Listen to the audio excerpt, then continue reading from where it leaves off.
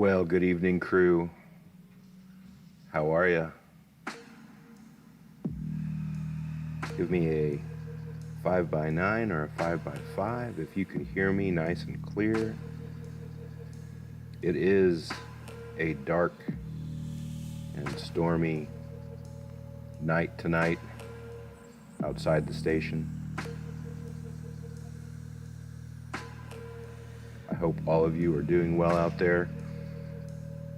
We're going to do things a little bit different with tonight's live stream. As you can see, we have open chat live and D+5 fog of war, and there is plenty of that going around right now.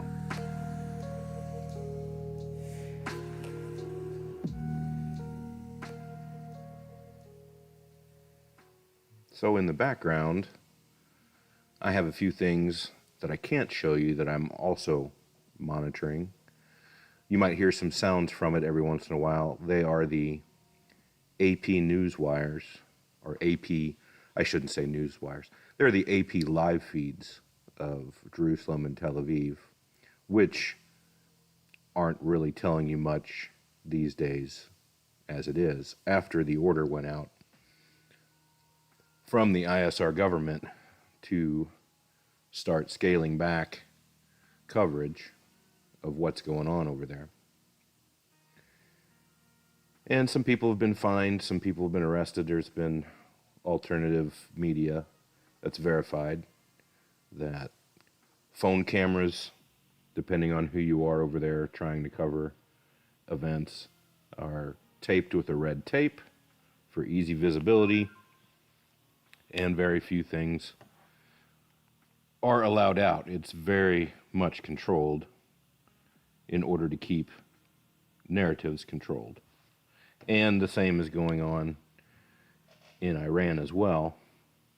The internet's been off since this whole thing started, and very little first-hand accounts are getting out of that country.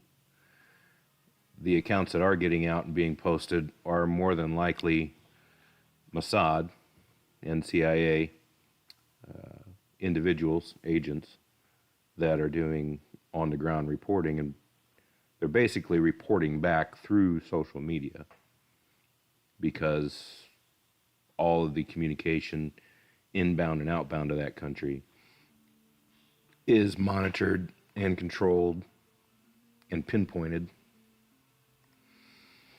So the fog, the fog of war is about as thick as it could possibly be, which I expected around this time, D+5. But what we're going to do tonight is a little bit different. I have a few different things prepared if we need to go to them. However, it's open chat night tonight, which means you, yes you, I'm pointing at you in the chat, you get to help steer where we go tonight. And you can do any number of things, because the reason I'm doing this is it's so foggy. We have to take everything with a grain of salt. So I don't want the impression to be that some of the things that we cover are completely concrete. Some of them are. Some of them have been verified. Most of what I have saved in the back file is verified images run through to make sure they're not AI, etc., etc., etc. But as some of you may be here tonight for the first time, the chat is unmoderated. It is open. It's left that way because I will trust my subscribers to act as adults and converse intelligently. So, as long as people don't purposefully try and ruin that, I will keep the chat open and unmoderated as long as I can. If you go way overboard, I'm going to kick you, but for the most part, you guys can talk about almost anything. We can talk about almost anything. And you will steer the conversation tonight.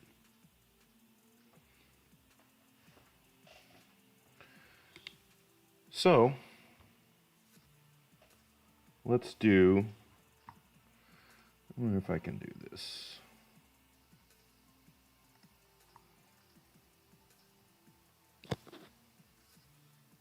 Is the background audio too loud? Do you guys want the music on or off?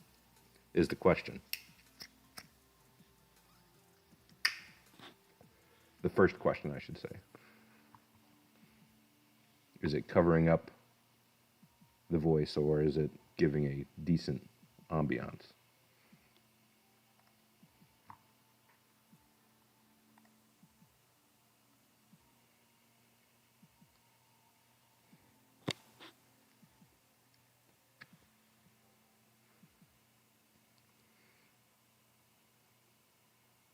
Off, it's good. On.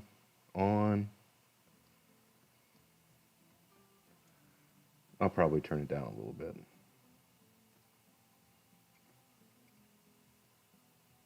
Music off, voice is great. Why, thank you, Bonnie. I appreciate that. It's fine.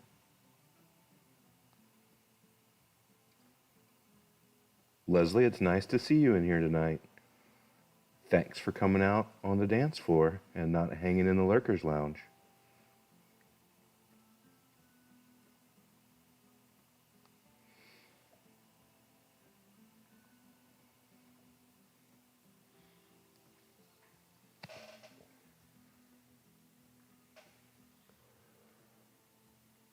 Oh my gosh.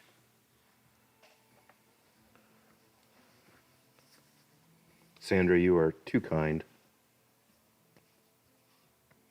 But I have a voice for radio, if you know what the rest of that saying is.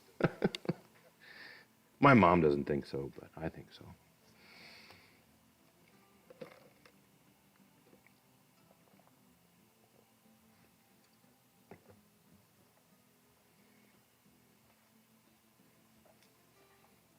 Well, Lovely Lace 4896. That's part of the problem. It's incredibly foggy. The propaganda is alive and kicking and in full gear, full tilt on both sides. And if you feel you live in a society that doesn't propagandize its citizens, I'm afraid to tell you that that's been the case for a very, very long time. In fact, even during World War II, some of the inner circle of the German, how would you say it, the Reich,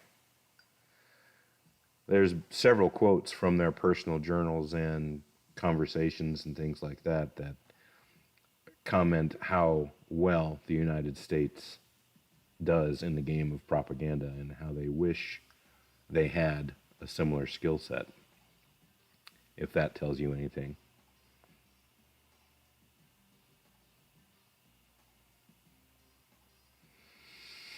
So, take that as you will. All right, so I'm going to go back to my streaming software, and I'm going to throw up something on the screen for you all, if I can find it.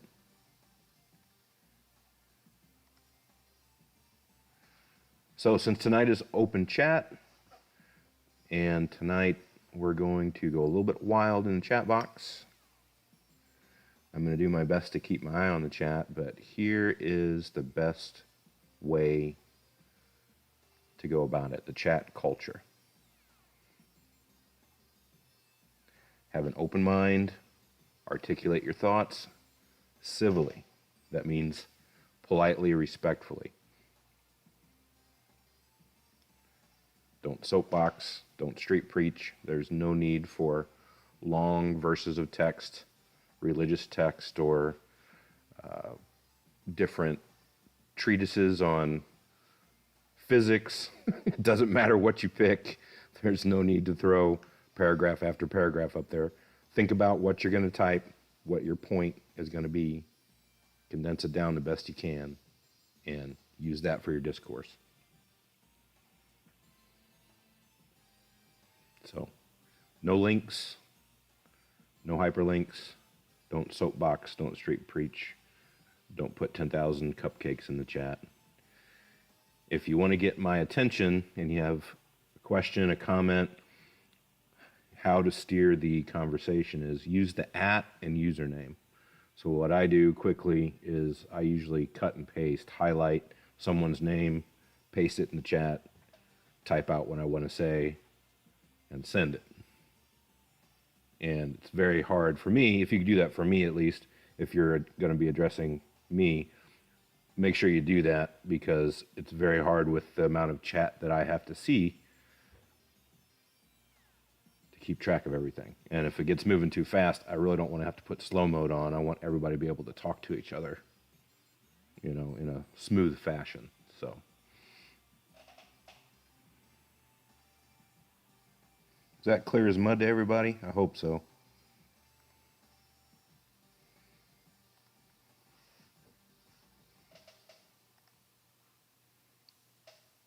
I'm going to turn this music down a little bit.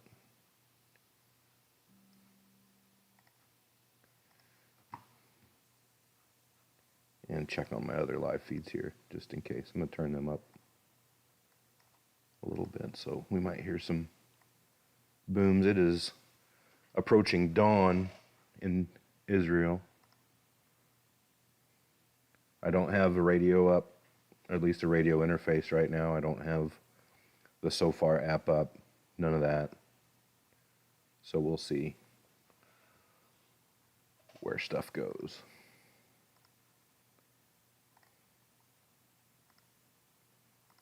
Yeah, it's getting light over there already.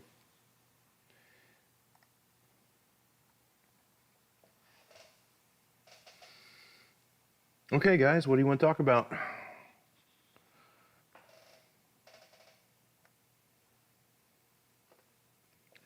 Fire away. Doesn't necessarily have to be a question, could just be a topic. What's on your minds tonight?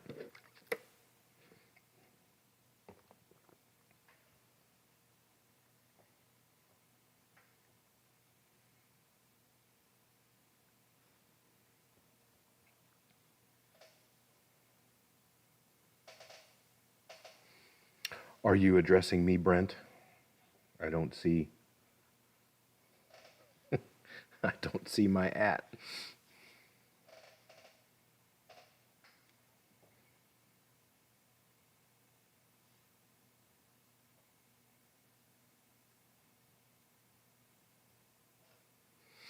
Who's a bunch of quitters? Ridge Runner.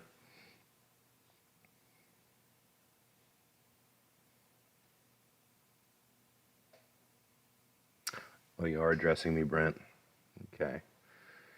Brent Jarrell asks, which goes first? Russia invades the Baltics or China invades Taiwan? That's a crystal ball question if I've ever seen one. I know there's lots of opinion out there that something's going to happen between Russia and the Baltics, because there's so much pressure on that line of contention on those borders, and China's been wanting to get their mitts back into Taiwan since the separation. I got to brush up on my Asian history, but as far as one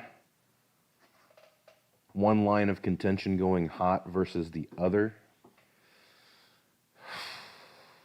between the two possibilities, to answer your question, I would say it's more likely that Russia spills over into the Baltics before China does anything with Taiwan. And the reason I say that is it's two very different objectives and two very different cultures. I think China has enough patience and enough will as well that they don't really see Taiwan as a prize, I'm sure, for a couple different reasons, but not to muddy the waters. I won't go too deep into it. One of the big ones, I'll just throw out one of the big ones that I agree with, is that Taiwan is essentially a unsinkable aircraft carrier or base right underneath China's soft underbelly, right up against the coast, and they don't have any influence over it. I think that bothers them tremendously because it's a free island and it's Western friendly. So, that's their strategic reason, I would say. As far as Russia into the Baltics, well, before I go there, I think China has enough patience generationally to influence a takeover as opposed to spilling blood takeover. There is probably debate between the urgency level that they need to do something and doing something as efficiently as possible, meaning without setting off a war, 50 kilometers from their coast, or however far the strait is. So you get my point there. I think they'll wait it out. And as far as Russia and the Baltics, well, that is going to be triggered by just straight up aggression spillover from the pressure into Ukraine and Poland and Belarus being right on the edges there. I've maintained the opinion for a long time that the Baltic pressure and buildup from Russia is more of a counterbalance. It's a counterbalance to keep NATO from pouring resources that they have to expend there between the line of potential conflict along the Baltic countries and in and around Kaliningrad, that it's enough of a counterweight that it keeps NATO off balance, so to speak. I think Russia's fine with that for the time being. They don't have any reason to spill in there and, basically trigger NATO response, a direct NATO conflict, NATO response. They don't want to do that, I don't believe. So, but somebody could make a mistake. Somebody could get impatient. A fairly large button could be pushed in Lithuania, and something explodes in Belarus, and that's that. It'll be hot. So, as far as tinderbox-wise, I think the Baltics are hotter tinderbox-wise than Taiwan and China. So, that's my opinion on that.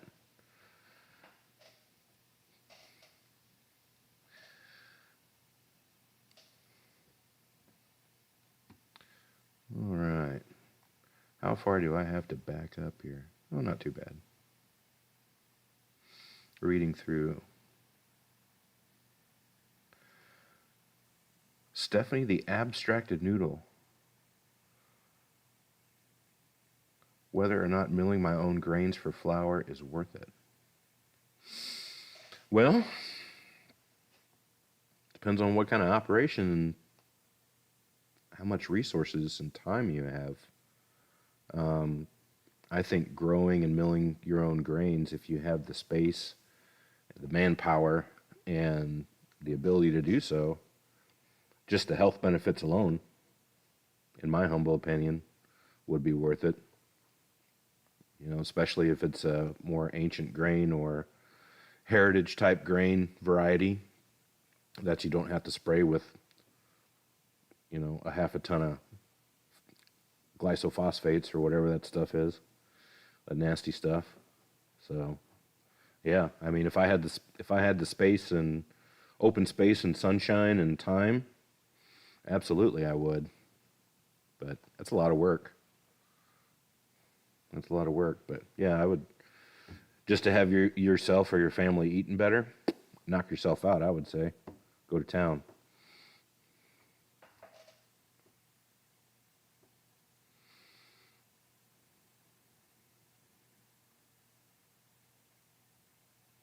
Okay. Small for home baking, 1/4 acre for growing. Yeah, that's manageable. It sounds manageable to me. I don't think it's a bad idea. If I was your neighbor and we were on good terms, I wouldn't discourage you, because I'd have some decent, healthy, wholesome food probably coming my way, because you'd probably grow and produce more than what you could use yourself. So yeah, I'd be chomping at the bit to barter something with you.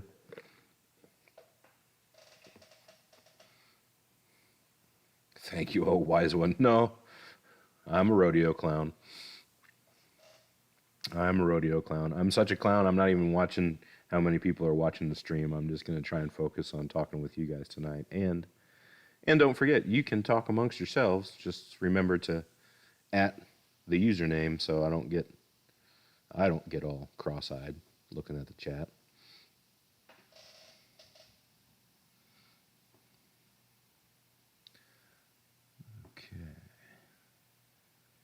Taxi Sal 1 says, chatter going over a frequency today apparently was in Farsi.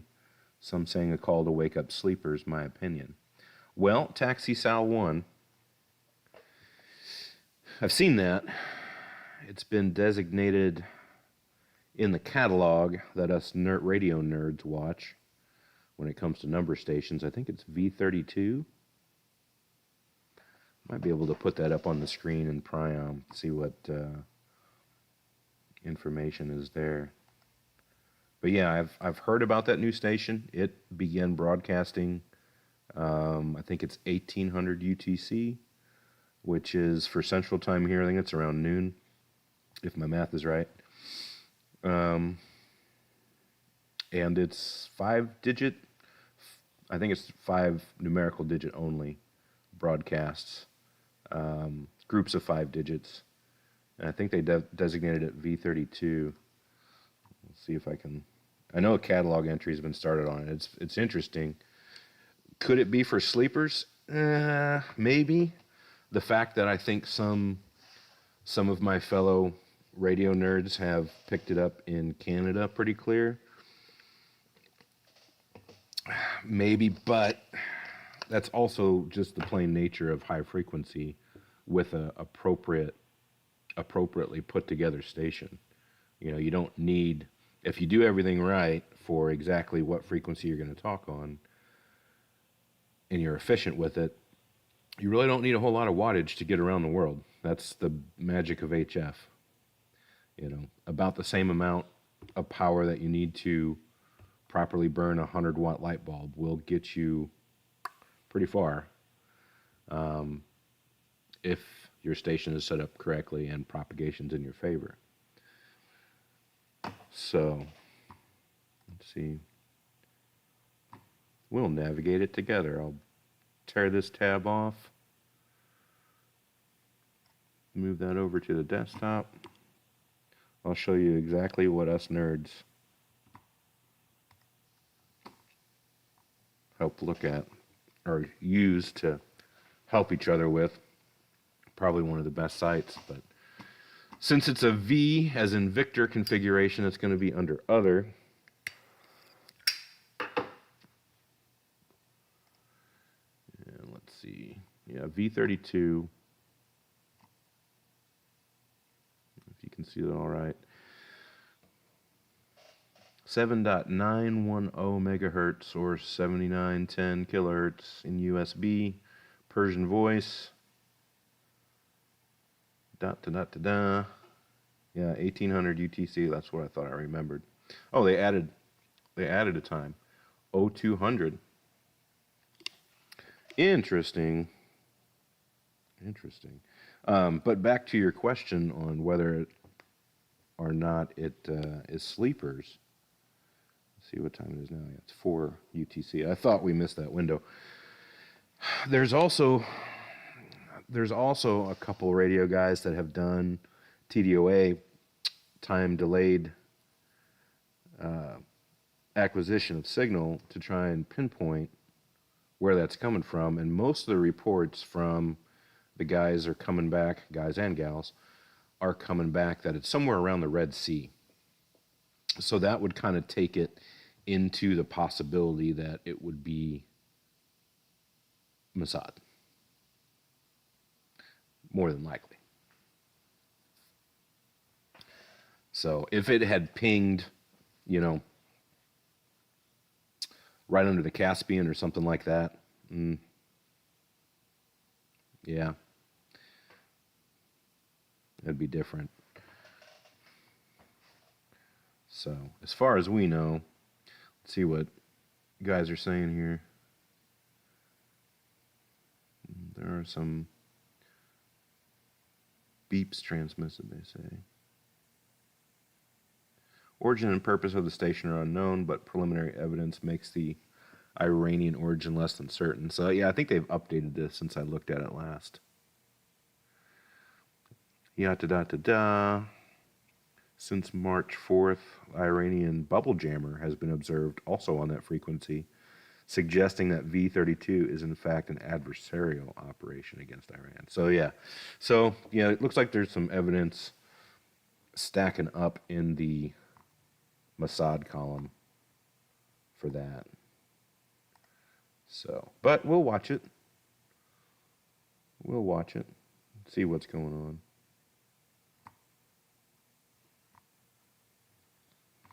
Lots of data to gather on that yet. You know, I mean, just broadcasting 5-digit groups for periods of time doesn't leave you a whole lot of clues, you know.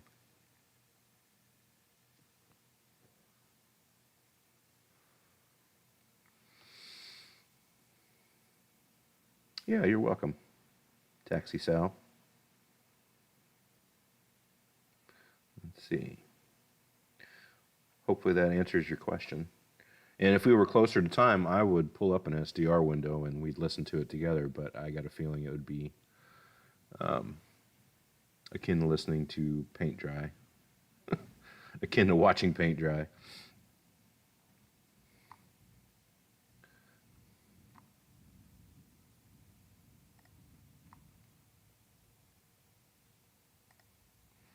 Okay, let me catch up and see if there's any 18-part questions that are lingering in the chat here. That was a good question. Okay, I kind of like it when there's not a whole lot of people in chat. It makes it easier for me, but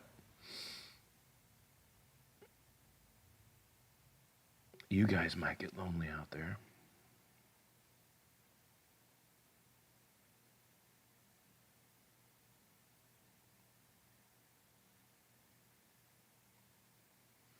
Last question was directed about effect it had on military personnel.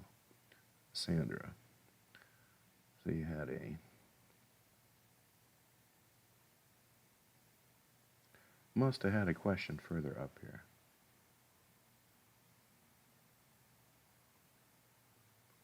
Hard topic. What do you think about Secretary of Defense said about the president being anointed by Big Daddy? By Big Daddy? Who's Big Daddy?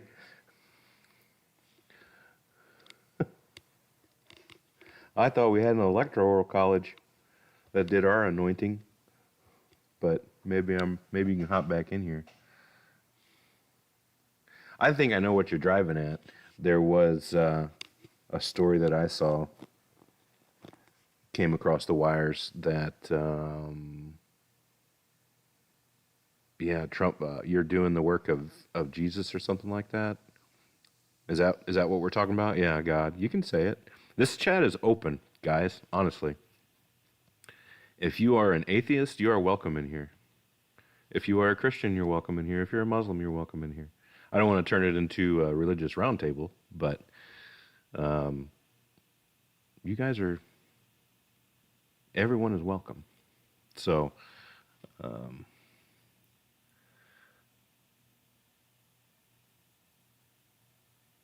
yeah, not sure about the effect it had on military personnel.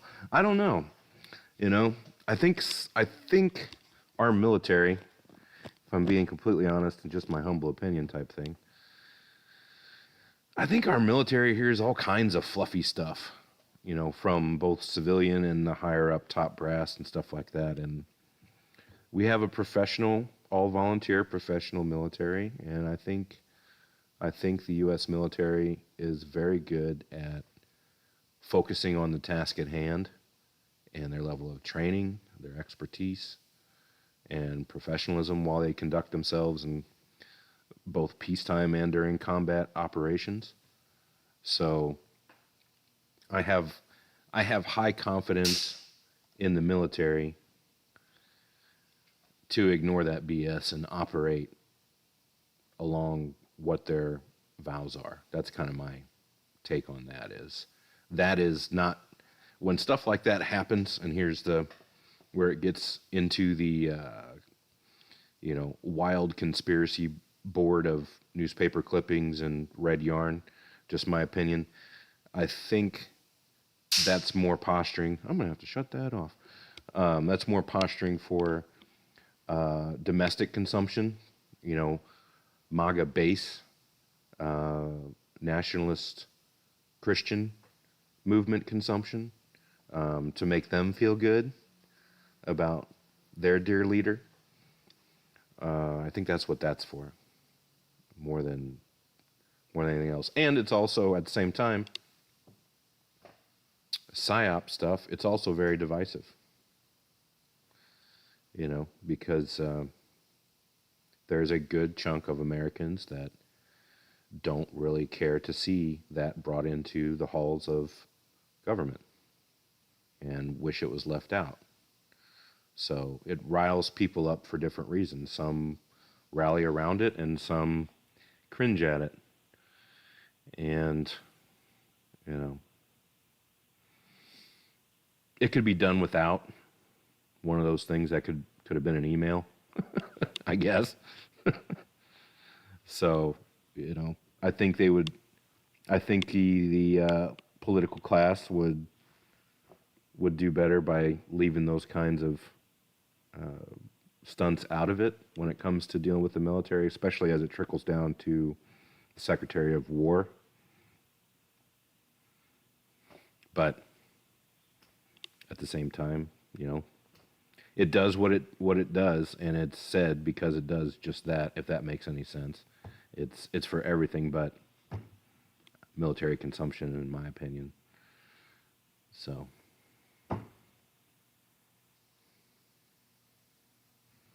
I hope that answers your question. It's more an opinion than really a hard answer on that one, because you really don't know what the motives are in people's minds. That's the tricky part. Did they say that to keep the domestic populace embroiled in, everyone running to social media? Oh my gosh, he said this. I'm so glad he said it, versus I can't believe he said it. I think the professional military just said, whatever, we got a job to do. Can we get out of here now? Everyone looking at their watches. So, at least the military that I've been exposed to in the past, I would imagine that'd be their reaction. It's like, yeah, it's just another thing the monkey at the top says.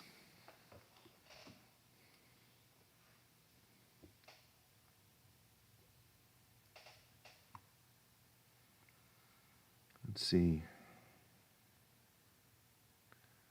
Charlotte Williams, 922. Hello, Charlotte.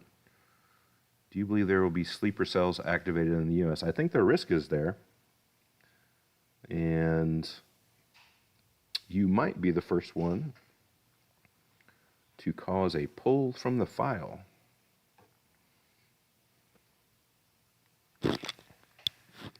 Maybe, possibly. Let's see if I can dig that up. But first, I gotta shut off something in the background. So give me 1 second. Talks amongst yourselves. I'll be back in just a few seconds. I got something popping here in the background I gotta shut off. I didn't realize it was that loud in the background.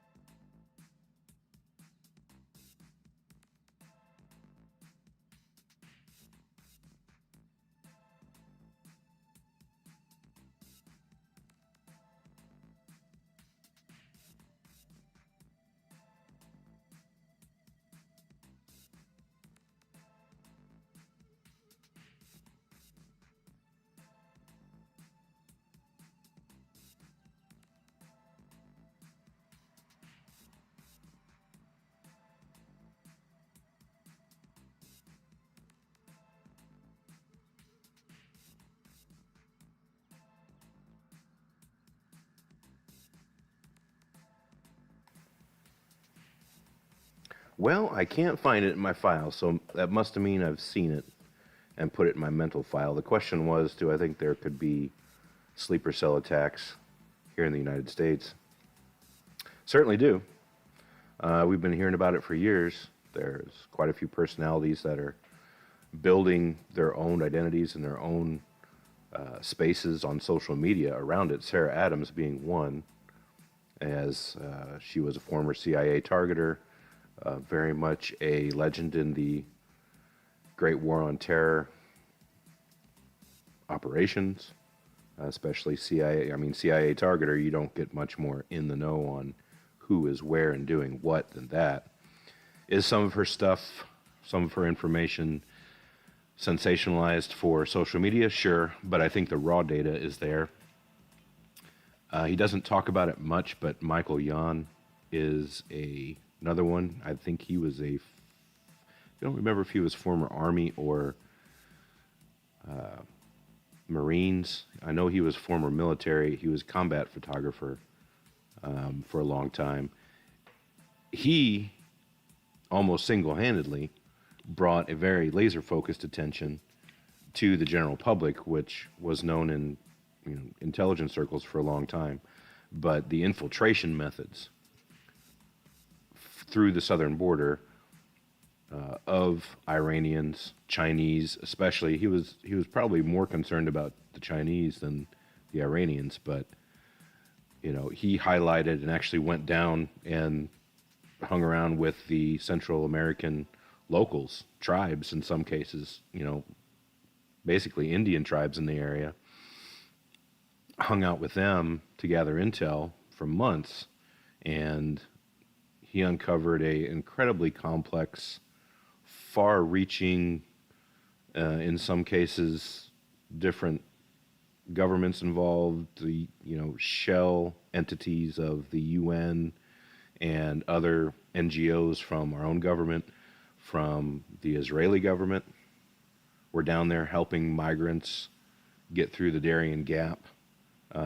That's a whole rabbit hole that you can explore on your own, is just the activity in the last 2 decades, more so in the last decade, of the Darien Gap. That's the hot keyword there to know, is the Darien Gap, which is a small area of land crossing up through Central America. And what was happening was the Chinese were coming into South America, and basically you had to cross that land area, and it was so narrow and so tightly controlled by different bad actors. And some of those bad actors were from government, some of the bad actors were cartels. But long story short, you had Chinese coming in, you had other unfriendly African agents coming in, you had Iranians specifically. For over a decade, it was known, and almost nothing was done about it. I don't know why, but for over a decade, Iranians would come into Venezuela, wash their passports, that is, get a Venezuelan passport, wash it again, or just bail the ID at the border when they got up here. But a lot of Iranians and other potentially hostile foreign actors got through the southern border through that method.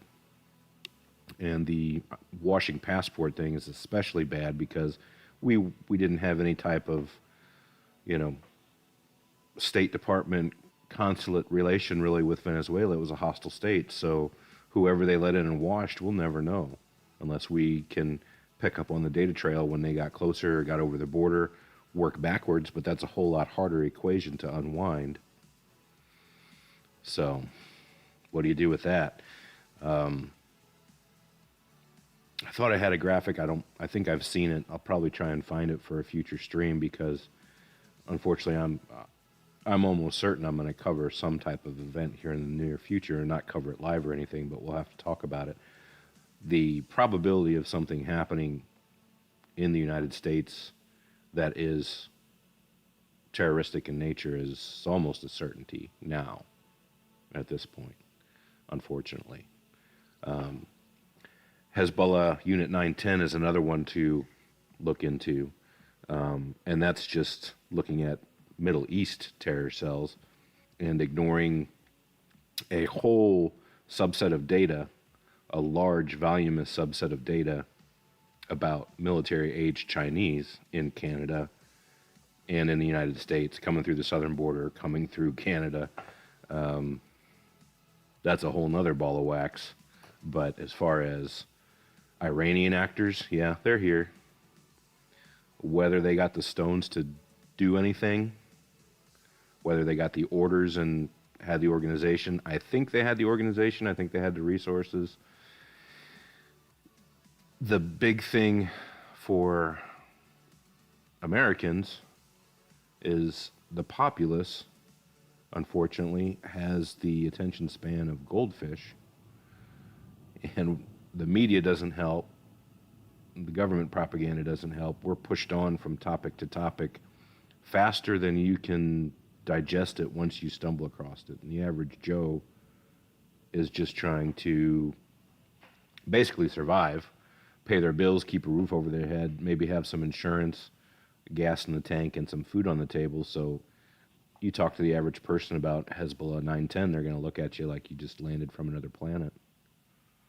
So, yeah. But what I remember seeing past couple days was something by, I want to say it was the National Center for Counterterrorism in the U.S. I think it was their undersecretary had a post on X basically reaffirming that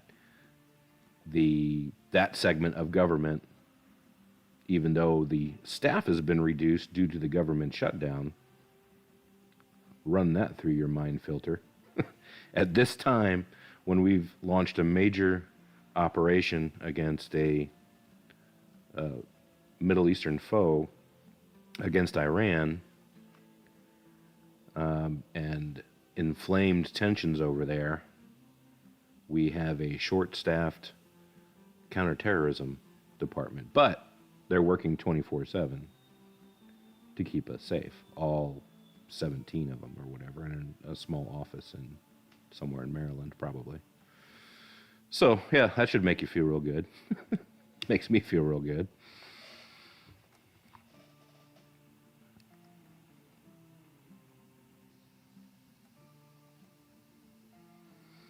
Let's see. So hopefully that answers your question. We could go for hours and upon hours with that one. But yeah, they're here. Did they get signaled, and do they have the stones? That's the other thing. Do they have the stones? Because from what I understand, their doctrine of engagement is they are going to, once they start, they're going to fight to the death. So do they want to be martyred after tasting the sweet Western decadence that the United States has to offer? That's the question. You know, how many are eagerly watching Polymarket to see if they actually have to do their whole terror thingy, or will their parent command structure, you know, back where they came from, collapse, and they won't be held accountable for not going through with it? That's the other question. Got all those different factors.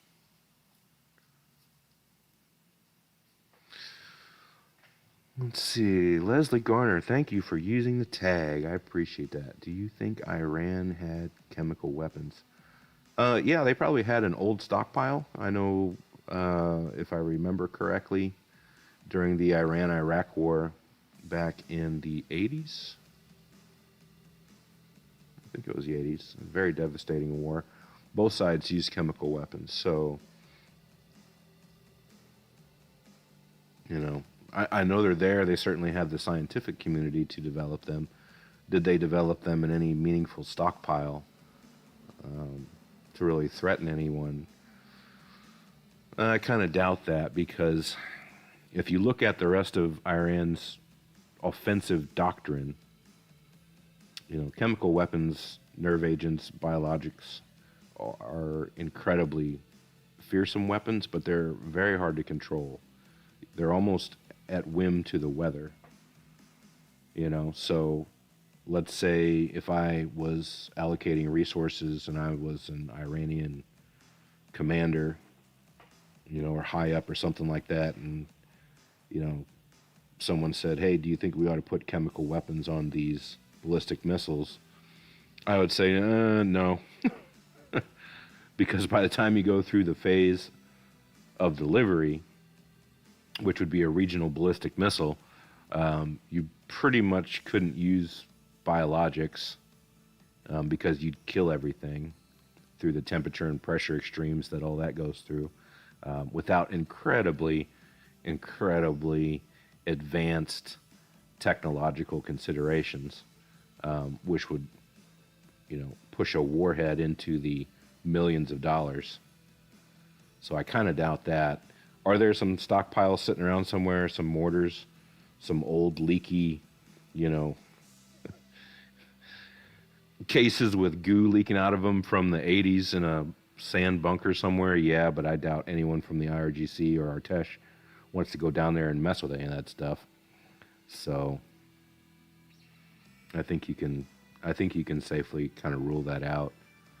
I think they had other, and this is just my rodeo clown armchair general opinion. I think they had other technological objectives, mainly being their missile guidance and missile delivery platform technology, launchers, the nuts and bolts of their offensive capability. I think they were concentrating on that. So I wouldn't let it worry you too much. CBRN training for our military and the gear they have is exceptional. So if it does turn into boots on the ground, which looking like there was some noises today that phase was starting, but I think that was a false positive or a PSYOP operation in initial phases. They'd be okay. I think they'd be all right.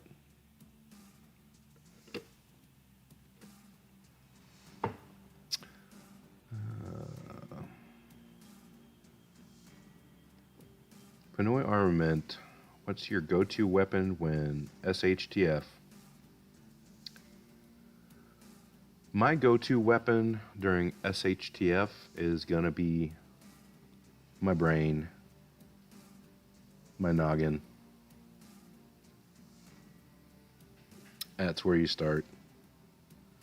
Be smart about it. My take on a lot of that stuff, the Rambo-ification of the prepper space or the prepper world, I find somewhat ridiculous. Because unless you have a extremely well-trained squad and everyone knows their jobs, everyone understands what the objectives are as far as defending a space, and being prepped and ready and available, you can probably take a group of 10 guys, and in reality, if they're spread throughout a region, for them to get into one certain place when quote-unquote SHTF is called,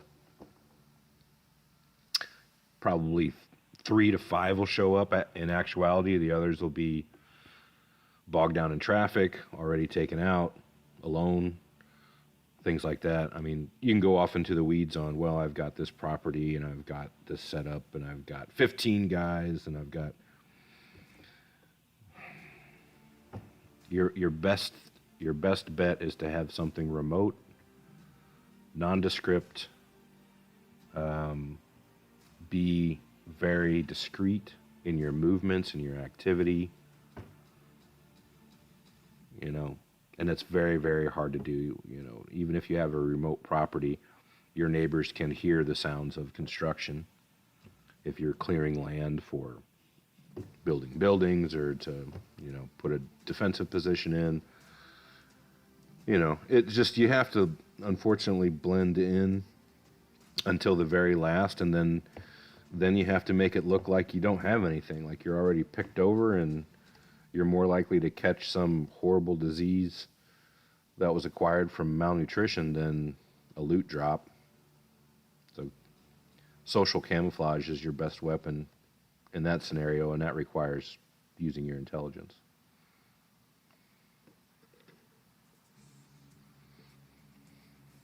No, not necessarily solo. It's good to have friends. All your friends got to be on the same page. And there's a lot of LARPing in the prepper space too, which I'm sure everybody is aware of. There's incredible amounts of ridiculous LARPing. Yeah. Maybe we can do a live on that during like April Fools or something.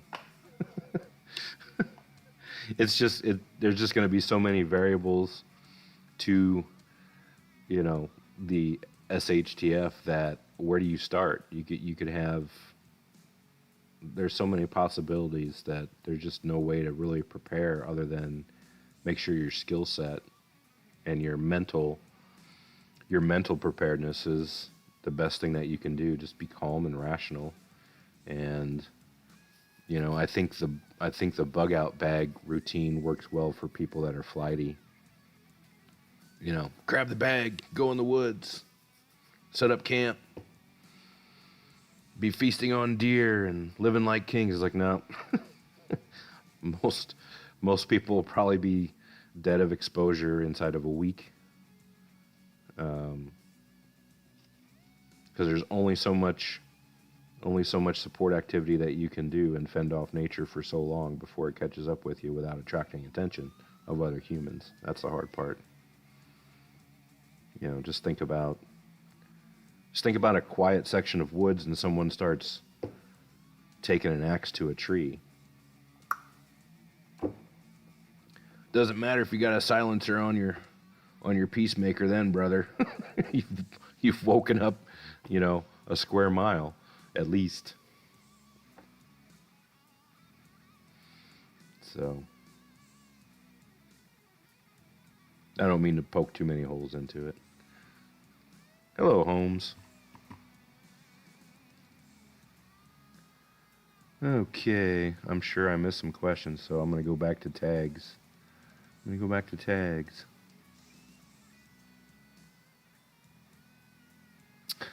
Leslie Garner. So you think the urgency to attack was truly the possibility of nukes? No. If you're talking about, I'm sure you're talking about Iraq. Israel and the USA attacking Iran.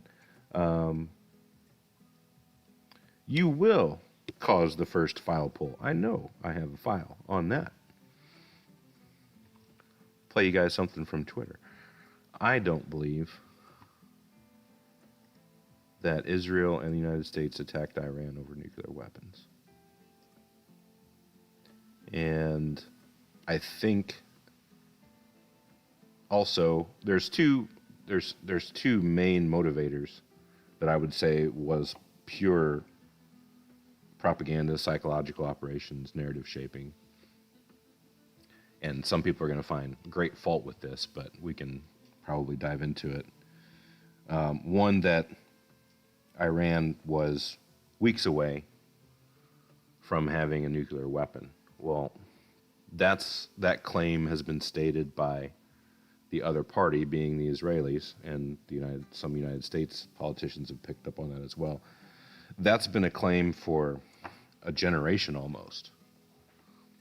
And, you know, the countersaying to that, or counterphrase to that, is the Iranians have been a week away from having a nuclear weapon for the last 35 years or something like that. And it's true, you can go back in old media files and find a very young image of Netanyahu saying that, you know, on C-SPAN from the early 90s. So, you know, I think, just my humble opinion, my armchair general, rodeo clown, court jester reasoning, I think Iran has had nuclear weapon technology, or they have currently nuclear weapon technology, but what everyone seems to gloss over is Khomeini, who's recently perished, was killed in an airstrike by the Israelis, I believe, in his office, had a fatwa, a religious decree, against the use of a nuclear weapon or against the use of nuclear technology as a weapon in place. He declared it himself. And you can fact check this as much as you want. It was a religious decree that's been in place for many, many years by the Iranian supreme leader, their religious leadership. And they called having nuclear weapons as incredibly troublesome and burdensome on diplomatic relations. And they actually had a decree that it would not be used for offensive purposes. And that was their religious stance on it. So, do they all lie? Yeah. I'm sure the debate was, what I am certain of, the debate within their government was between very militaristic, aggressive factions that wanted them to develop a nuclear weapon for use, just to have it for safeguard, and would just having one, as opposed to using one, violate the fatwa? I'm sure that debate raged very hotly in the Iranian circles, So, because then you get into semantics and language and intent and all that kind of stuff, and so I think they have had one for quite some time, but at the same time, the Iranians, yes, they are religious fanatics and zealots. Some elements of them are, of course, but at the same time, they're not a stupid people. I think they understood what unleashing that on the world would do. It would end their civilization, because you've got too many other parties that wouldn't stand for that. Like, let's say they just launched a nuclear weapon and took Israel out, and they actually did that. They'd be smoked in the next following minutes. So whether it be by us or France or, pick whoever.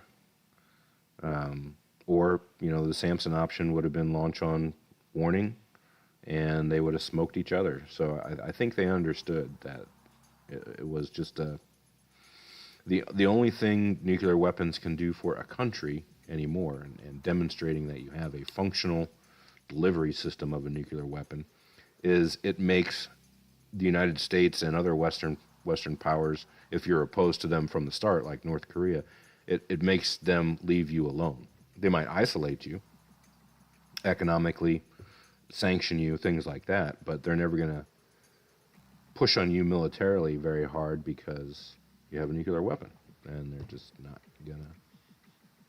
gonna push those chips in to be cached. So, if there was ever a reason for a country to get a nuclear weapon, it's basically to get left alone. And they might be fine with being isolated from Western means.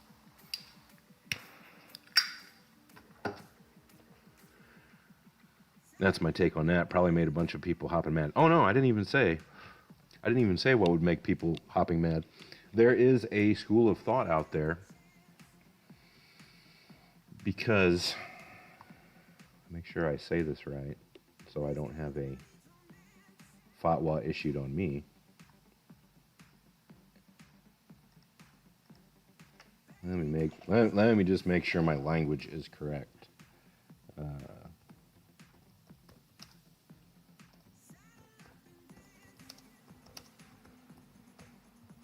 Because I get these switched up in my mind all the time.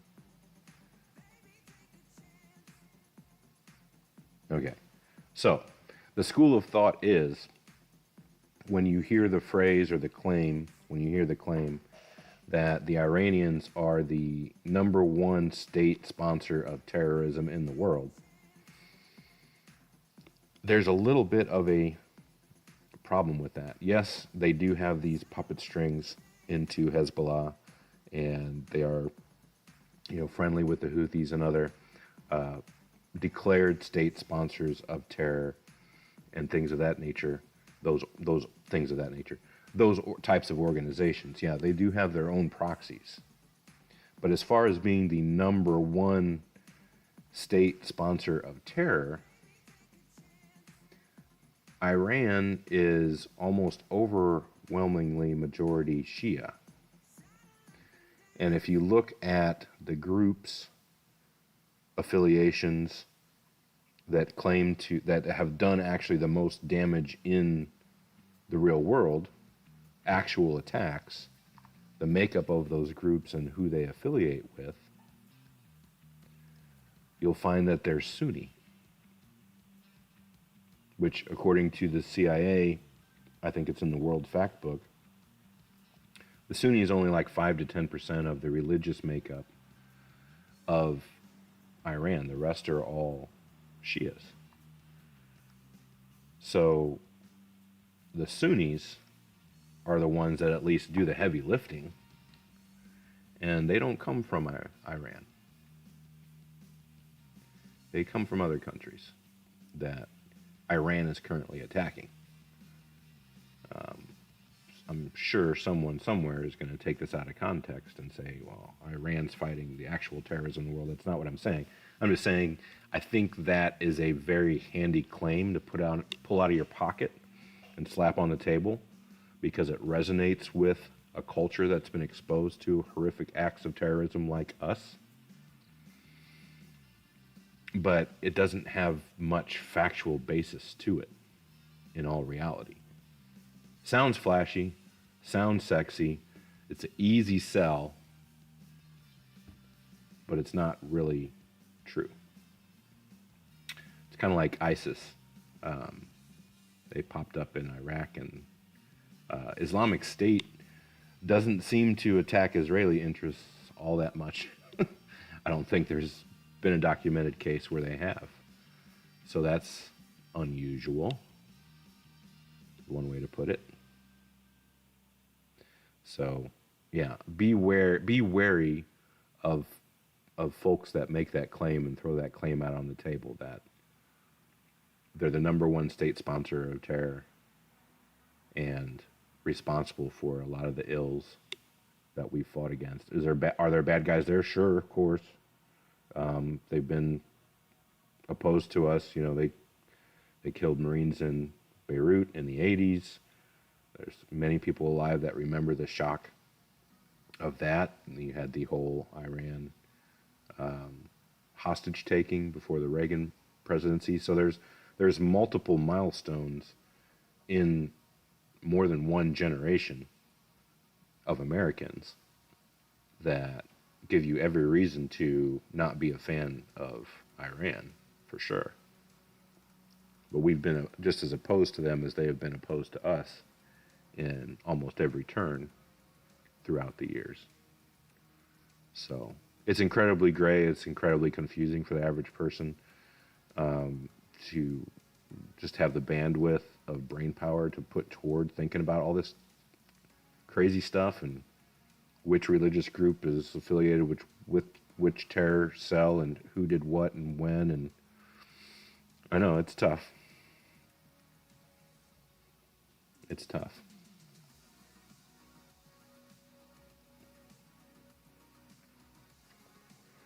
All right, looking for tags again. Hopefully that answered your question. I know I can kind of run long on some of this stuff, but we're just trying to have a conversation, and I hope you guys are talking amongst each other too in the chat here, because you are more than welcome to debate each other.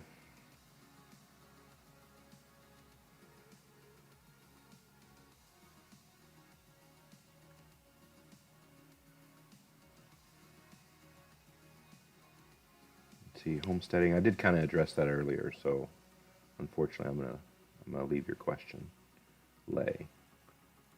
Short answer: yes, I think they will.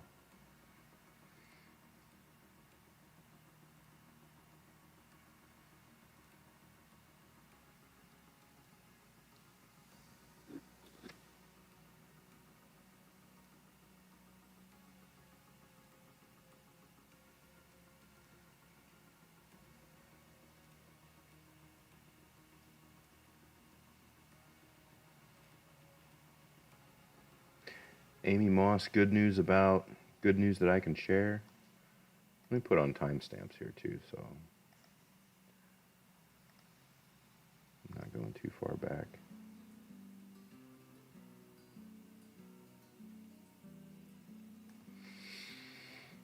Have any good news that you can share? Yeah, you're more than likely to wake up tomorrow morning. Tell us about the bank issues they are talking about. Cyber attacks are going to be a thing, crew. That's for sure. I think a lot of capability is being held. I think there's some. The Persians are, as most people know, an ancient culture. Their civilization has been around a long time. And you'll find that the more ancient a culture is, it seems the more patient the culture can be and the society can be. And the danger that that kind of strategic patience brings is you can take a very large, powerful enemy, and if you've prepared your ground correctly, because that's what decides battles, is in many, many cases, the simple setting of the ground.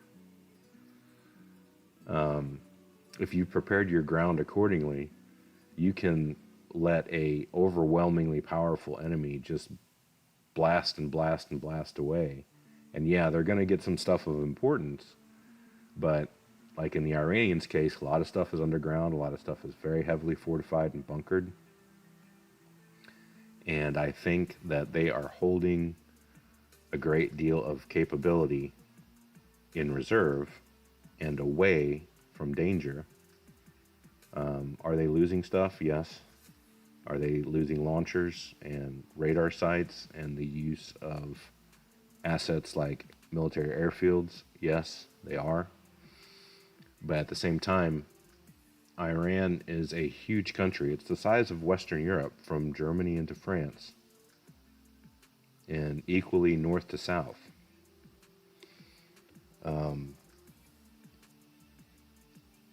90 million people, mountainous terrain, a government and military organization that's been preparing for this day for a long time, many, many years. And when you have that in your favor, the amount of time and will and ability to prepare the ground, you can stock a whole mess of nasty stuff away. So to me, if you look at U.S. military doctrine, how we've conducted ourselves in the past, it's a very interesting, and I'll kind of give you a segue, a rabbit hole that you can dive into when you have some spare time.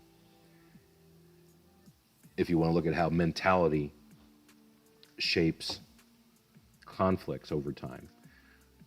Basically, the Taliban in Afghanistan, and this was one factor, but it's a very interesting factor because no one thinks about it. They basically, part of their operating strategy was to just flip their sleep schedule, because they knew that when we ran operations in Afghanistan, Americans like to sleep at night and work during the day because we have a professional military. Does the military also operate 24/7? Of course it does. But as far as going out on patrol and hunting terrorists down in the mountains and finding secluded sites and things like that, a lot of times we were simply foiled by them switching around their sleep schedules as far as our adversary. Sleep cycles. They basically, it sounds ridiculous, but it's really not. And there's been a lot of military study done on this because it was so confounding when it was figured out at first, was just simply shifting a sleep cycle can protect a large guerrilla type military force, just switching around the times that you do things. Observing your adversary, your enemy, when they like to operate, when it's most dangerous for you, and you conduct your operations according to that observation in reverse. So the military studied the Taliban sleep cycle for many, many years because it was a confounding hiccup in tactical operations. But I'm getting off into the weeds here, I think. So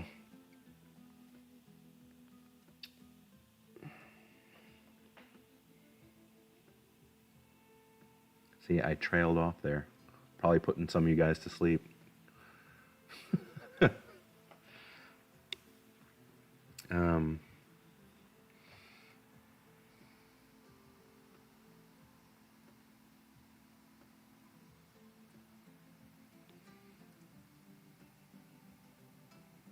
Yeah, I think it was Leslie's question I was trying to answer there, and I went off into the weeds about sleep cycle, and I shot myself in the foot for my train of thought. Sorry, Leslie. I was going somewhere with it before I jumped in the rabbit hole. That's the danger of that. Oh, good news. Yeah, I remember now. I had to back the old train up in my mind. Good news, banks, capabilities in reserve. I think, in my opinion, we haven't seen the bulk of cyber attacks that could come out of Iran. I think we have agency here in the U.S., both military, civilian, that will do the best job they can to circumvent that from happening. But if we're going to remain connected to the world, and we're not going to great firewall ourselves off like the Chinese, we're going to be open to some of that. It's unavoidable. So yeah, I would make sure you have some preparations in place. If banking websites go down for a time, payroll, or government websites and government operations. Today was a good example of that. Out of nowhere, all the Walmart pharmacies in my region, because I have a good contact, a friend that works for Walmart Regional Logistics. Nobody could fill any medications in their pharmacies, at least in my region. Was it up in other places in the U.S.? Probably so. But typically he's pretty good at letting me know, hey, this was, someone in the IT department completely messed up and, unplugged something that shouldn't have been unplugged, or they were trying to do some kind of software update and it all went wrong, yada, yada, yada. Today he had no answer. He's like, our IT department came back with hands up, meaning it probably wasn't them, which means it's external. So there's too much, because we've had a free and open internet exposed to the world. Everyone's got backdoors into everything, and nobody really knows what's there. You can spend your whole career in cybersecurity ferreting out things that they already have hooks into, And a lot of times, your best defense is using localized, not on the wider internet, just secure, closed systems. But that's almost impossible to do because we have so much infrastructure from parts of the world that are not necessarily friendly to that idea, meaning China. And China can get their technology into manufacturers that are in Vietnam or other places in Asia and other places around the world. I mean, look at what the Israelis did with the pagers. And that was a incredibly effective one-time use attack that was decades in the planning and staging. So for every one of those, you've got hundreds of virtual bits and bytes, ones and zero, Israeli pagers and everything.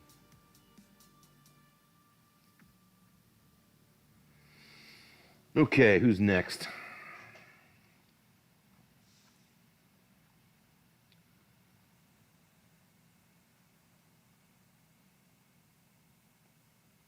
He's got it here.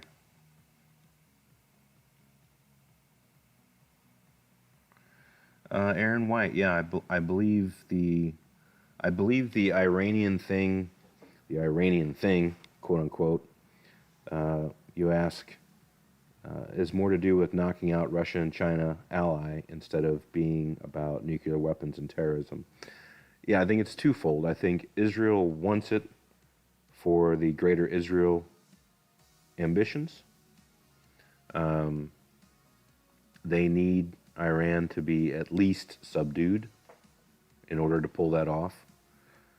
We need Iran out of the picture for the China consideration. The United States, for our interests in the Pacific and around the world, economic, all that kind of stuff, China is, even though it's disappeared from the conversation as far as strategic concerns, that story recently made the rounds. China's disappeared from.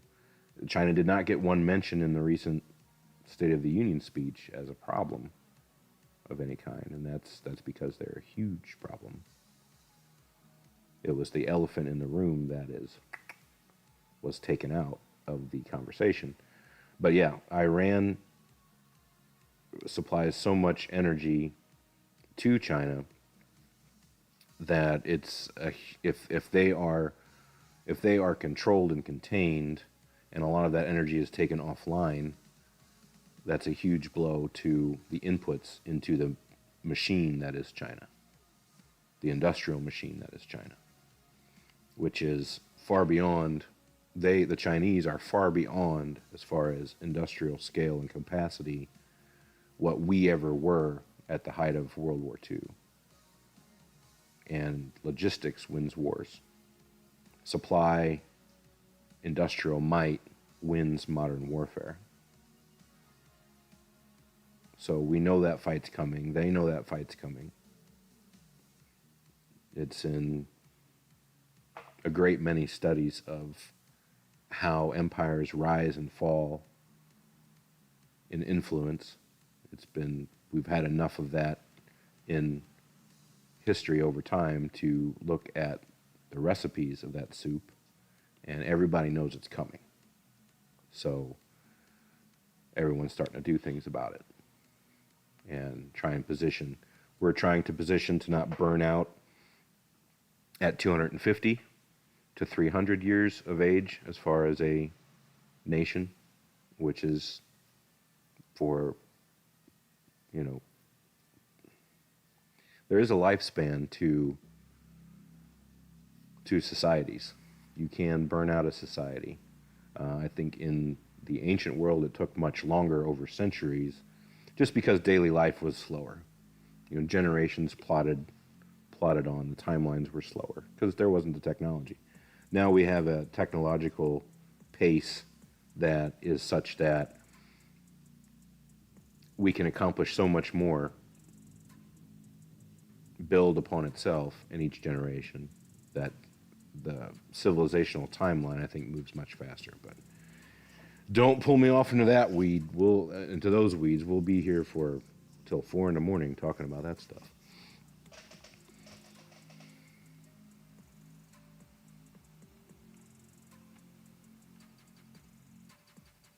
And kind of in that vein, there is one thing I wanted to show you guys, and it's from the breaking news of today. See if I can put it up on the screen here. At least a topic that was brought up today, and the current discussion on the state of the United States military.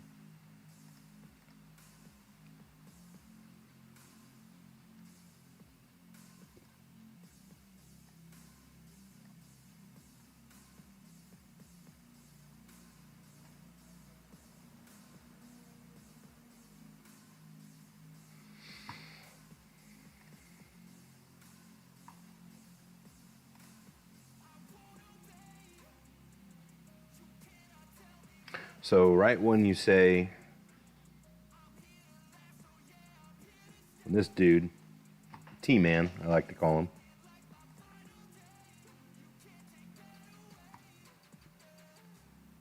turn the music off for a little bit. So this dude, everyone probably saw it in the news if you were paying attention, that we have unlimited weapon supplies. Unlimited. We could basically wage war forever, was the statement that was made. And it doesn't make sense to me that after you would say such a thing, that you would immediately run to your arms executives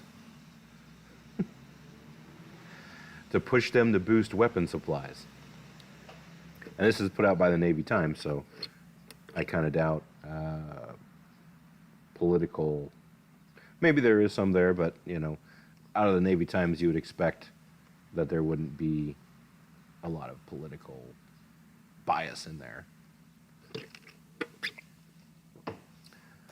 But basically, you either have 100 years worth of munitions, or you need to run to your arms executives to boost supplies. One or the other is likely true. So which is it? We have an infinite magic box that pumps out $1 million SM3s in just a few minutes like an easy bake oven, or we have a very slow, expensive manufacturing lead time with this type of equipment. It's going to be one or the other. I think you can tell by my sarcasm which way I'm leaning. I think they are sweating, and that we are throwing ourselves, as well as the Israelis, we are throwing ourselves into this fray and burning through equipment, munitions, and cash at a rate that a more patient and older, and I hate to say it, possibly wiser civilization might just chill out underground while the booms are going off and sit back on their better stuff and launch junk in one direction and let a $30,000 older technology ballistic missile have several, if not, 15 to $30 million worth of interceptor missiles go up to meet that one $30,000 projectile. The economy of warfare is going to run out on one side doing that, obviously, much quicker than the other. So if you think about it, the Iranians have picked their ground. They've thought about this strategy. They've watched our operations in the past, how the U.S. military likes to do things, which is incredibly fast and furious. Shock and awe.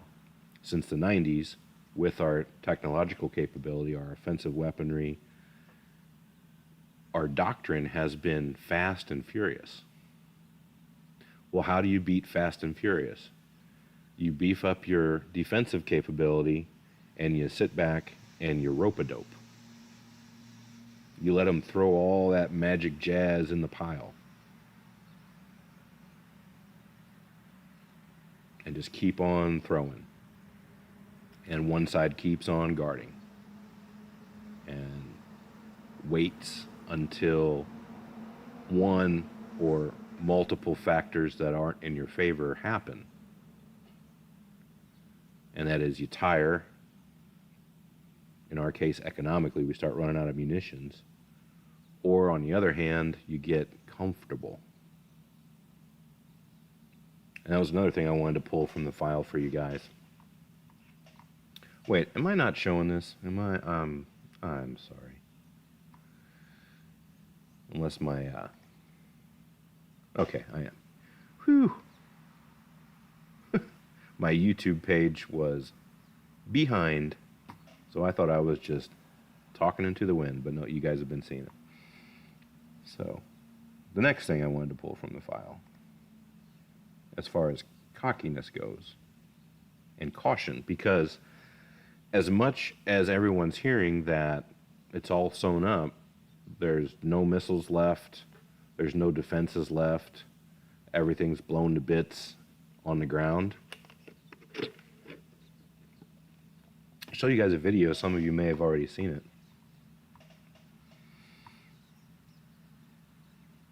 If I can pull it up here in efficient time.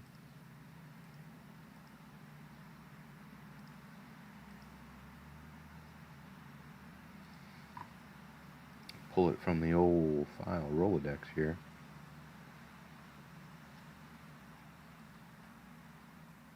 I know what's in here.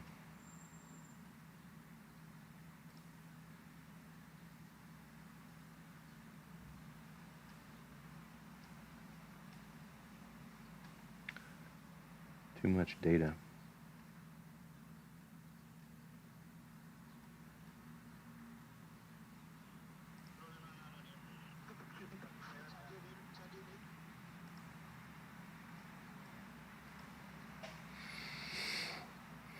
Let's see if I can pull it over.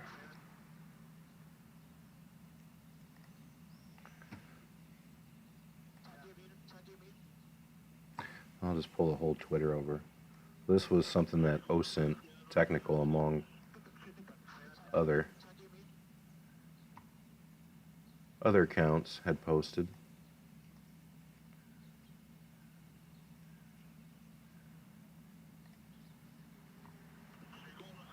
And this goes to being too cocky.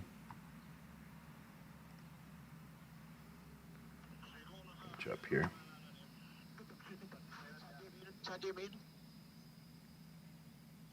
Might be way loud. I don't know.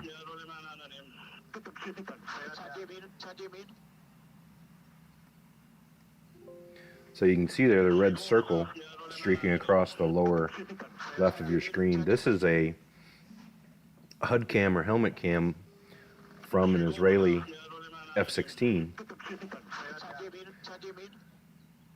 Around the time that they, or just shortly before, they announced that they had complete air dominance over Iran, this pilot, this Israeli pilot, was dodging a surface-to-air missile over Tehran, I believe was the region. So both the Israeli and the American pilots, naval aviators on the American side, operating from the Ford, there's still incredible amounts of danger that's facing those guys. In a country that is this large, with mountains, underground facilities, there's no way you can rule out that the threat's completely gone, because they can literally, and you can see the mountains in the background of this picture, you know, on the ground surface. They could have literally, where that SAM missile had come from, they could have literally drove that out, flipped up the radar, switched it on, and fired, and pulled the vehicle back in, if it was like a mobile SAM, for example, which Iran has legions, from what I understand.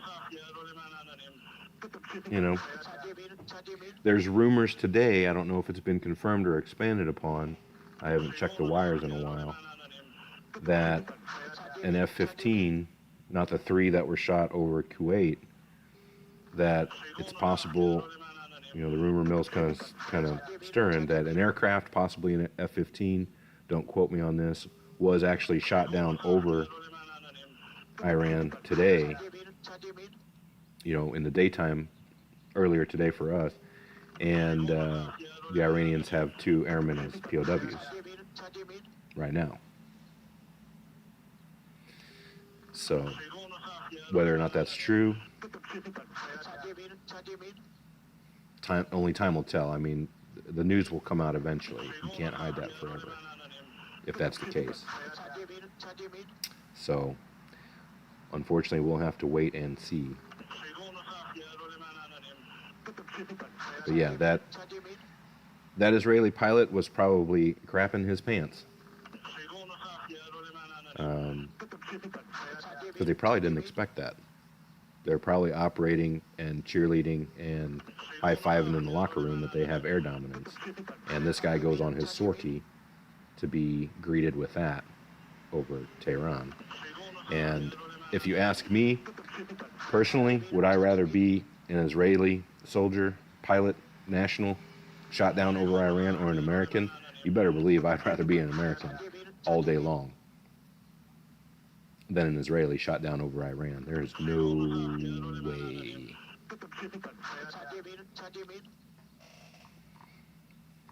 No way.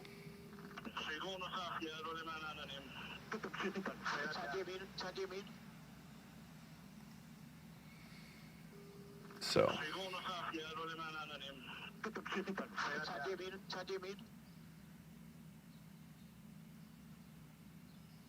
And I'll kind of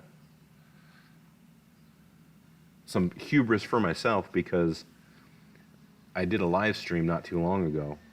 You guys can all point and laugh in the chat.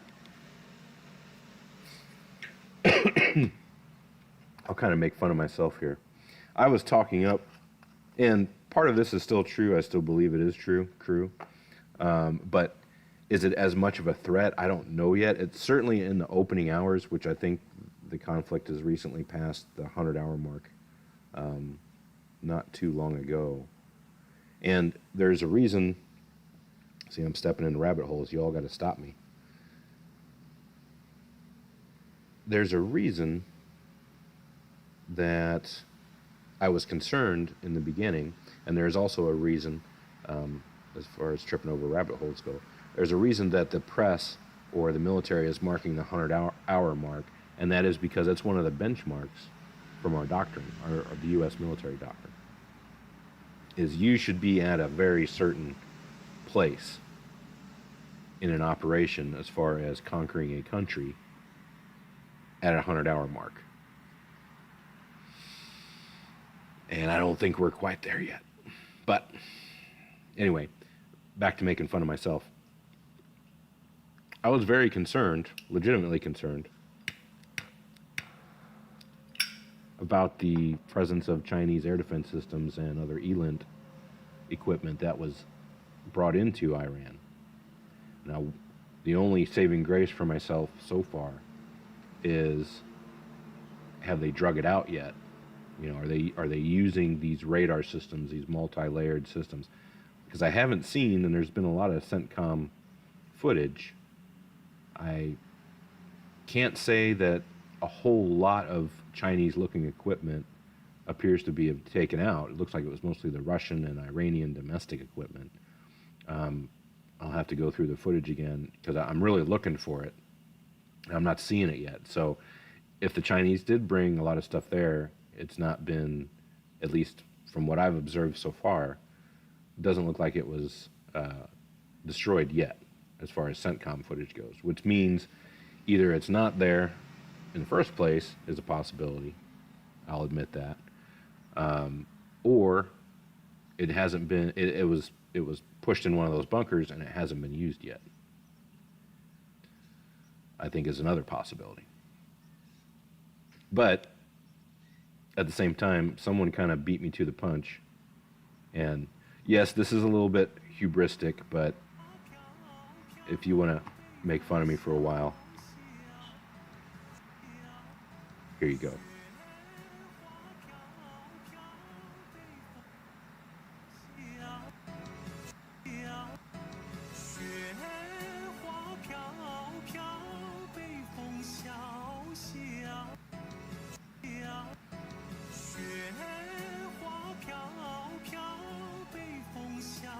So, I found it kind of funny.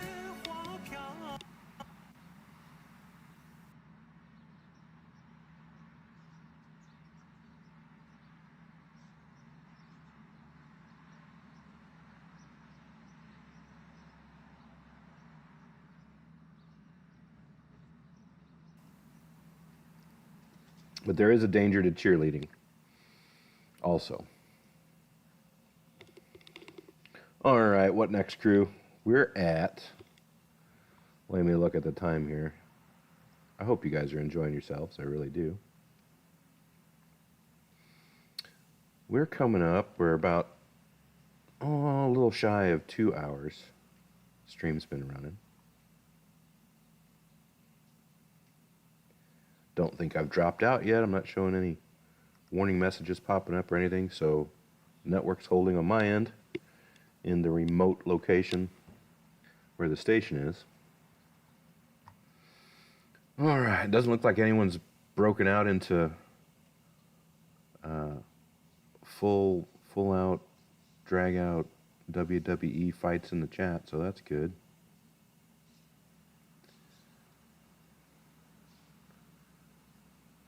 I haven't done any moderating, so it really doesn't matter. It's the Wild West in there, and all of you are behaved in the saloon. It's kind of a miracle.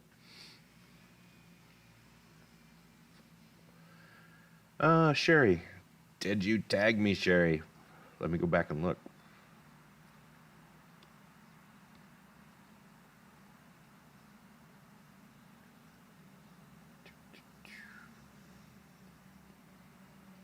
You'll have to repeat your question probably, Sherry. I'm either not seeing it or I droned on too long about another topic.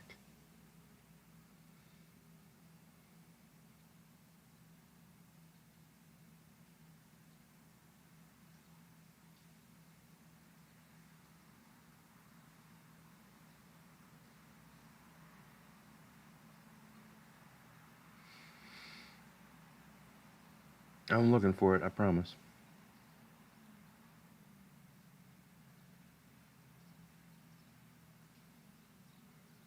Maybe that's what's buried. I think I'm getting close. First, I want to comment on something that Leslie mentioned. If the U.S. has such dominance right now, they wouldn't continue to add assets to the Middle East. Yeah, that's a good point. And in conjunction with that, if it's two possibilities. Either the Iranians are truly getting the ever living shit kicked out of them, and there's just, nothing left. And what they did have buried was, basically buried again, only now it's not retrievable. It's not in a manageable state to getting out of the bunker. The bunker was collapsed, the entrance was destroyed, or whatever it was. That's a possibility that it's so far Operation Roaring Lion on the Israeli side and Epic Fury on the American side is an overwhelming success as they claim. That is a possibility because there's so little information coming out. The other possibility is what I would do if I was in the Iranian command seats is I would be extremely patient. I would hold my better technology until the Americans get so cocky and the Israelis get so cocky that psychologically it's conditioned that they're running their aircraft over a wasteland with little threats to them. And it would be hard to do because right now the Iranian command and control is in a mosaic pattern, which means individual commanders have their own discretion. There's no top-down, at least in a rapid communication or a rapid command and control C2 way of coordinating most of the country in short order. I'm sure there's runner networks and other messaging networks and stuff like that you can't defeat with spectrum warfare and, taking out traditional comm systems and stuff like that. You can always have dudes just running around. You can also have very directed radio stations and relays, and there's a number of ways of getting around it, but it slows everything down. So either that's true, or the Iranians are waiting patiently, and one of the signs I would look for just happened, which is a B-2 bomber, not a B-2, a B-52 bomber, which is the complete inverse of stealth, is loud, can fly high, but it's slow. Does have defenses, but they're limited. I would start to wait until I see a lot of those over my airspace. Let them drop bombs on, drop $1 million worth of ordnance on a $50,000 complex, and wait for pilots to appear cocky and comfortable. And that's when you let the jaws of the trap snap shut, and you start making a incredibly rapid casualty count. Because not at that point in time, not only are you doing damage and relieving your airspace, you're also creating an incredibly powerful psychological shock, not only to the military, but also its population, because you can see it in social media. A lot of the cheerleaders that think war is a game are already popping champagne, and it's all sewed up, and we just need to move on to who are we going to let run Iran. When you mentally bitch slap those people in the frontal cortex, they have a hard time recovering from that. And that's a very deep psychological wound, because it was all sewn up and now it's not. So hubris and caution and continued observation and not getting the cart before the horse would be my recommendation to American commanders, which I'm sure they know that. Just will the political class let them operate that way?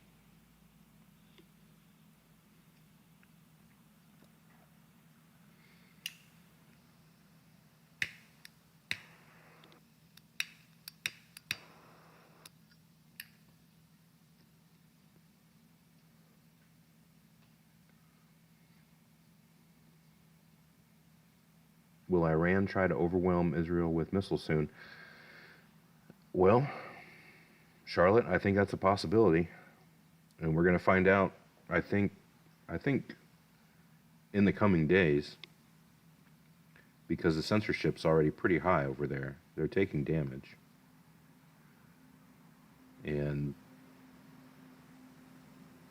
quite a few live streams that are trying to cover this stuff. They're incorporating legitimately purchasing AP live streams and things like that, which are good. Were frustrated because as soon as sirens went off, they were having to point their cameras away from the sky and to the street. Otherwise, they'd be, their live stream would be cut off by the Israeli authorities, or they'd be fined or arrested, locked out from covering it. So, yeah. I think when it gets the telltale sign that it's getting bad in Israel is the censorship starts to ramp up, because they have to very carefully guard narratives, and they want to control these narratives, because they don't want their main partner, especially the United States, which is a keystone partner in the region. They can't achieve greater Israel without our help.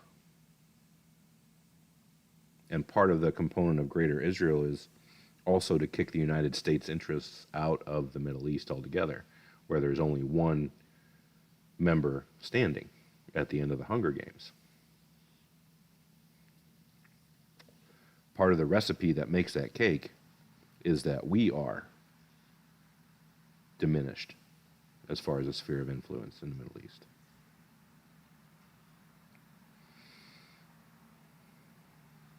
So they have every reason to utilize us in this operation. And make no mistake, this is a war of choice for us. for the Americans. This is a war of political choice. And wars of choice, when you're not externally threatened, our interests were always threatened in the reason because they were there. But a war of choice, any casualties fall back, the responsibility for casualties and loss falls back on the people making the choice to do it in the first place. And I keep that in the back of my mind as well.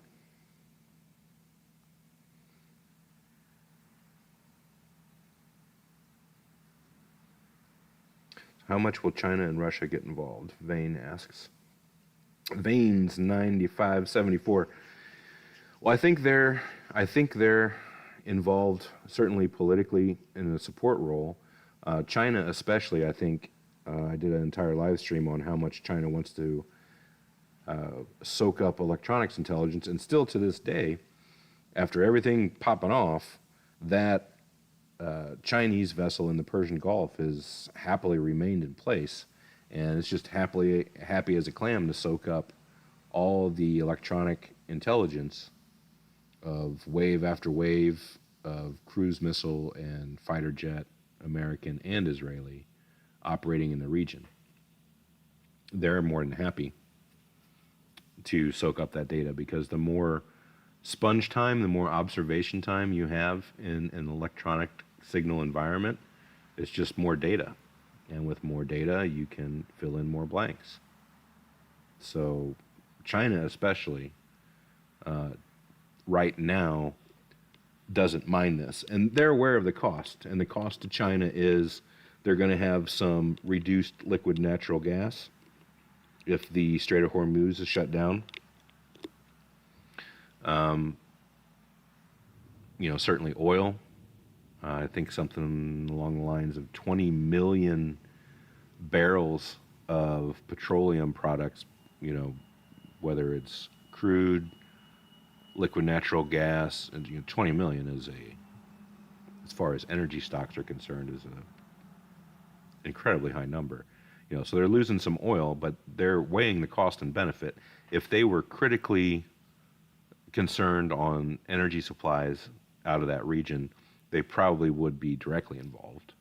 But I think they're weighing the cost benefit of having some interruptions to a portion of their oil supply versus mining gold, and that gold being electronic intelligence on American weapon systems without being directly in confrontation.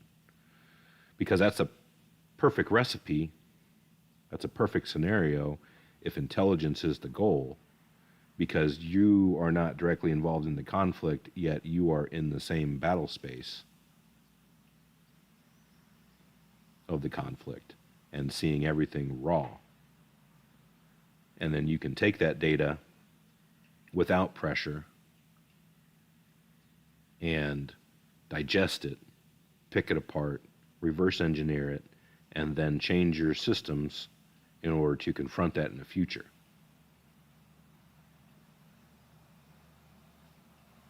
And I think that's the gold that they're trading for that. And reminds me of another topic while we're talking about the Strait of Hormuz and it being shut down. It's an incredible tactic to shut that strait down, because it does economic damage. It adds economic pressure to a great number of partner nations, to interests of the United States. Also, it could be part of the trap, because as we saw today, T-Man said the U.S. Navy will be guiding vessels through the Strait of Hormuz. What that does is that brings U.S. naval ships closer to shore, and you're reducing the weapons technology the Iranians have to bring to bear to put those ships in danger by being escorts. You're basically closing the range of fire. Iran has no navy left. It's pretty much been destroyed. I'm sure a lot of you have seen the footage already of the frigate that was in exercises. There was the Iranian frigate that was taken out with a torpedo, first time since World War II, from an American submarine. They basically blew that ship in half, and they were in international waters returning from a exercise, I think, with China, and it was sunk off the coast of Sri Lanka in the Indian Ocean. But our country, the United States of America, hasn't signed any. They refuse to be signatories of like the Maritime of the Seas or some international. And basically, our Navy can operate with impunity. It's just completely, the rule of force. They can do whatever they want. There's no international law, quote unquote, holding them back from having to wait for that frigate to be, in a operating area or in a combat space. American sub might as well have just flown the Jolly Roger and just went and found it and took it out. And that was that. I think it was in an exercise with India. I think it was a naval exercise with India, and I don't think India even rendered aid. Sri Lanka is Indian territory, so they didn't want to stick their finger in that mess to do anything about it.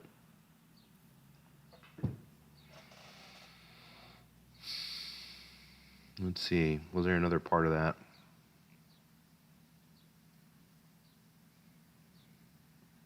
Russia, I don't think I touched on Russia, really. I think Russia, I don't know, Russia's been, other than their diplomatic statements, obviously, with a partner that they had signed a trilateral agreement with China with, they made the obvious diplomatic squealings. But other than that, I don't really know that Russia's done much of anything. I don't think they have, I think everything they've done was in the past, in the sales of SM-300s, SM-400s, and, various smaller radars and things like that. But they certainly don't appear to be there for an intelligence picture like the Chinese were eager to do, or to potentially test, because I don't know if this equipment's actually there or not. We have yet to determine that for sure. Certainly not as eager as the Chinese for the electronic warfare sponging. Yeah,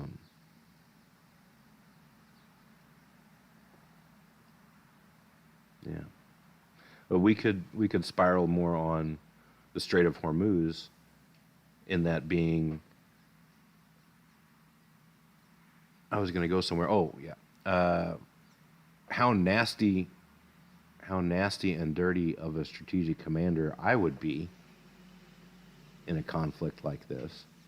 And this might be a sign that things are starting to get desperate when you see this. But the other thing that happens through the Strait of Hormuz is 24 million tons of grains from the greater Persian Gulf area, Middle East region, what agriculture is there. About the only way that moves in mass, as well as all the oil and petroleum products, is through the Strait of Hormuz. So food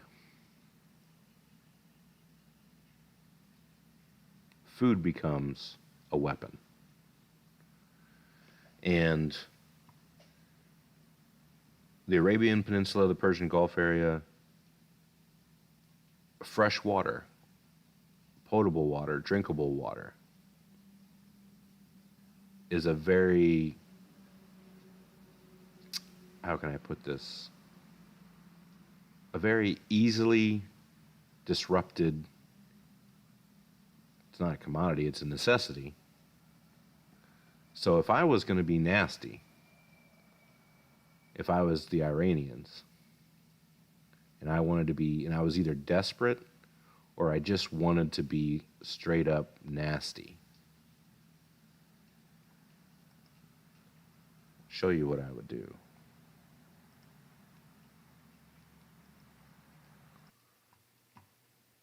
Pull this up here and put it on the screen.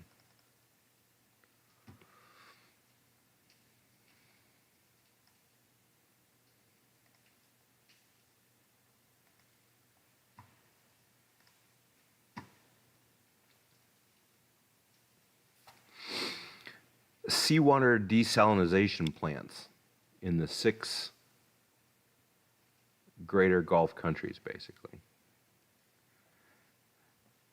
Here's obviously Iran, Kuwait, Iraq, the Gulf partners, Saudi Arabia, Pakistan. This entire peninsula, a lot of it's desert, obviously, as well as Kuwait, but certainly the very rich and small nations, Qatar, UAE, Oman, all these desalination plants sprinkled along the coast,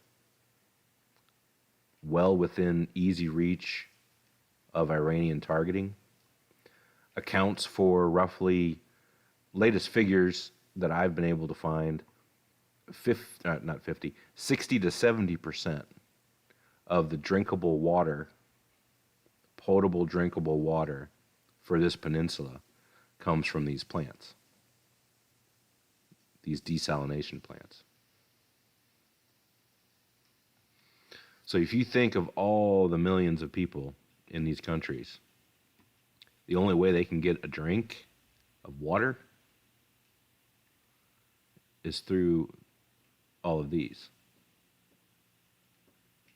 Which it looks like a lot of little circles, and there's a lot of little plants and stuff like that, but you start taking those out, you basically turn off the water taps for this entire peninsula. In a sense, starving out your enemy. There's more desalination plants along the Red Sea coastline here on Saudi Arabia, which would be a little bit harder to reach. Obviously, you'd have missile defenses, radios in here. So those would be harder to get. But you start cracking these out, that is a major, in my opinion, yes, it's a nasty tactic, but that's a major Achilles heel for our partners in the area. And also for our resupply. You know, I think some naval vessels have onboard desalination, but, you know, bases and things like that that are located in these partner regions, you can't subsist a force if they can't get a drink of water. And if you're in Israel, the picture is even more frightening.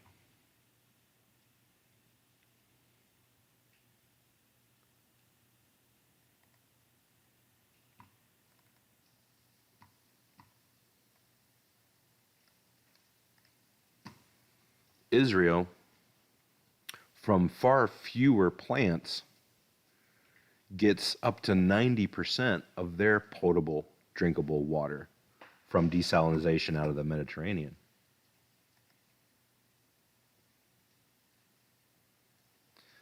These water plants, these desalination plants, are incredibly energy hungry. They take huge amounts of electrical energy in order to work, and they make a briny, somewhat environmentally damaging byproduct out of turning the salt water into fresh potable water. But that's neither here nor there. So when you start cutting energy, you know, and that's why these plants are there, is because these regions are drowning in petroleum. But, you know, you start cutting energy through the Strait of Hormuz, you strategically take these out,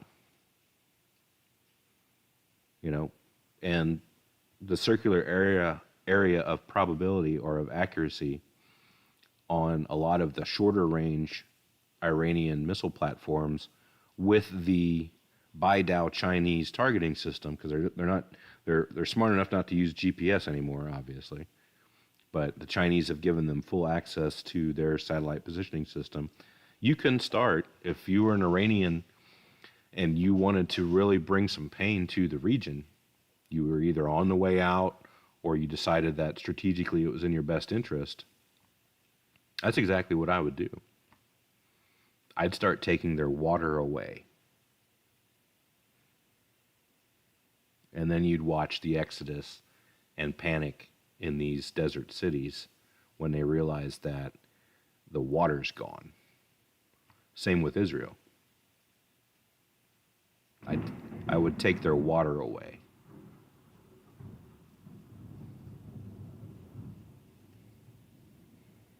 Strategically.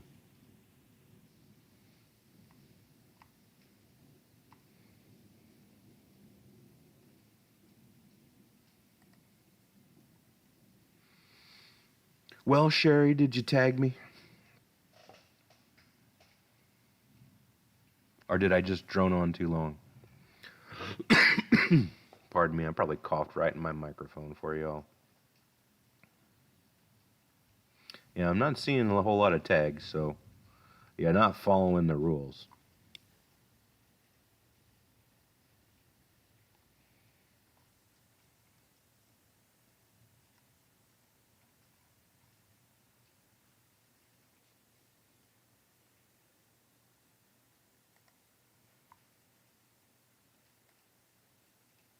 Oops.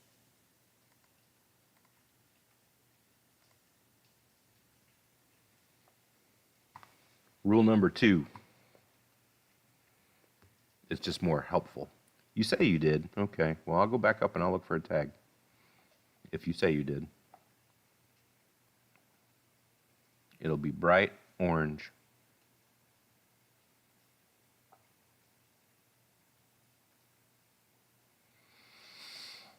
I'm looking.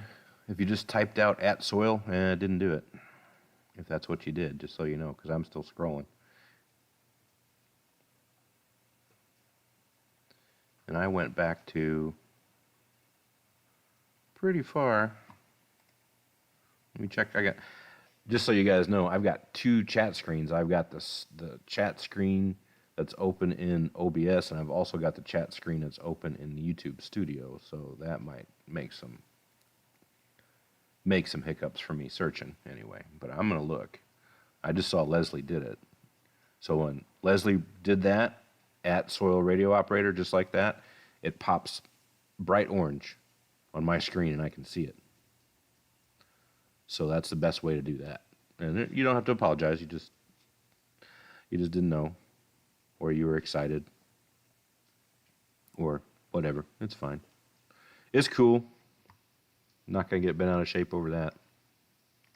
So you just have to retype.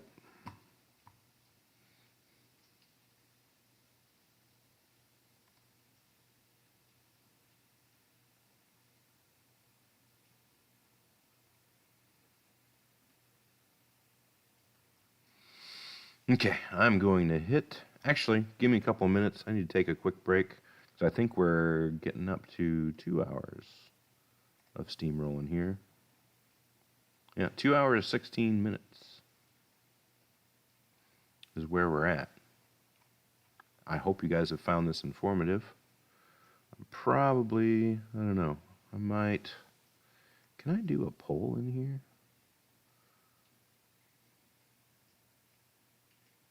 I would think I should be able to do a live poll. I haven't really messed with that kind of stuff. I should, though. I should figure out how to do that.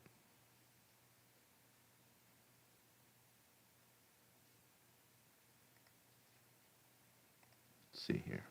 Start a poll. Found it. We're doing it live. I'm going to see how this goes.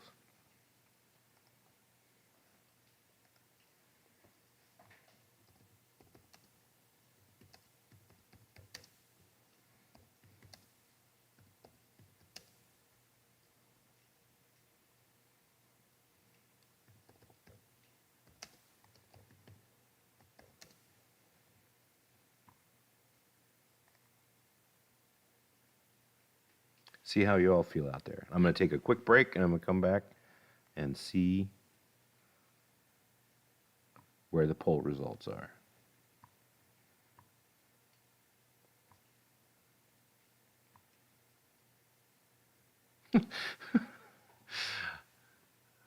Seeing the yeses pop like that is kind of funny. It's like, oh, just shut up already. It's like, what are you going to do when this ends? You could probably not listen to me and hang out in the chat if I kept the chat going that long, but I don't know if I want to torture my computer in that way. So give me 1 second. Give me a few seconds, and I'll be back. Talk amongst yourselves, vote in the poll. We'll see where it's at. But we got to figure out what to talk about, too.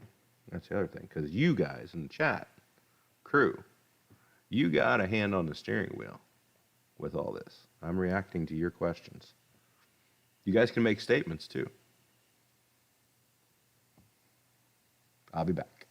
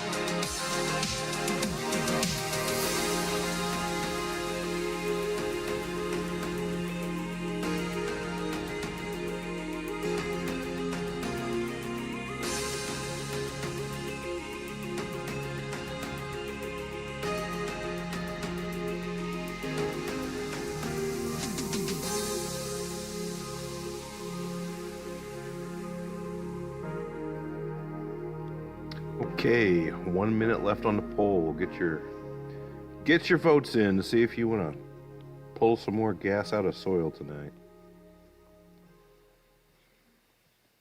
I shut the poll down about midnight. According to my timekeeper here.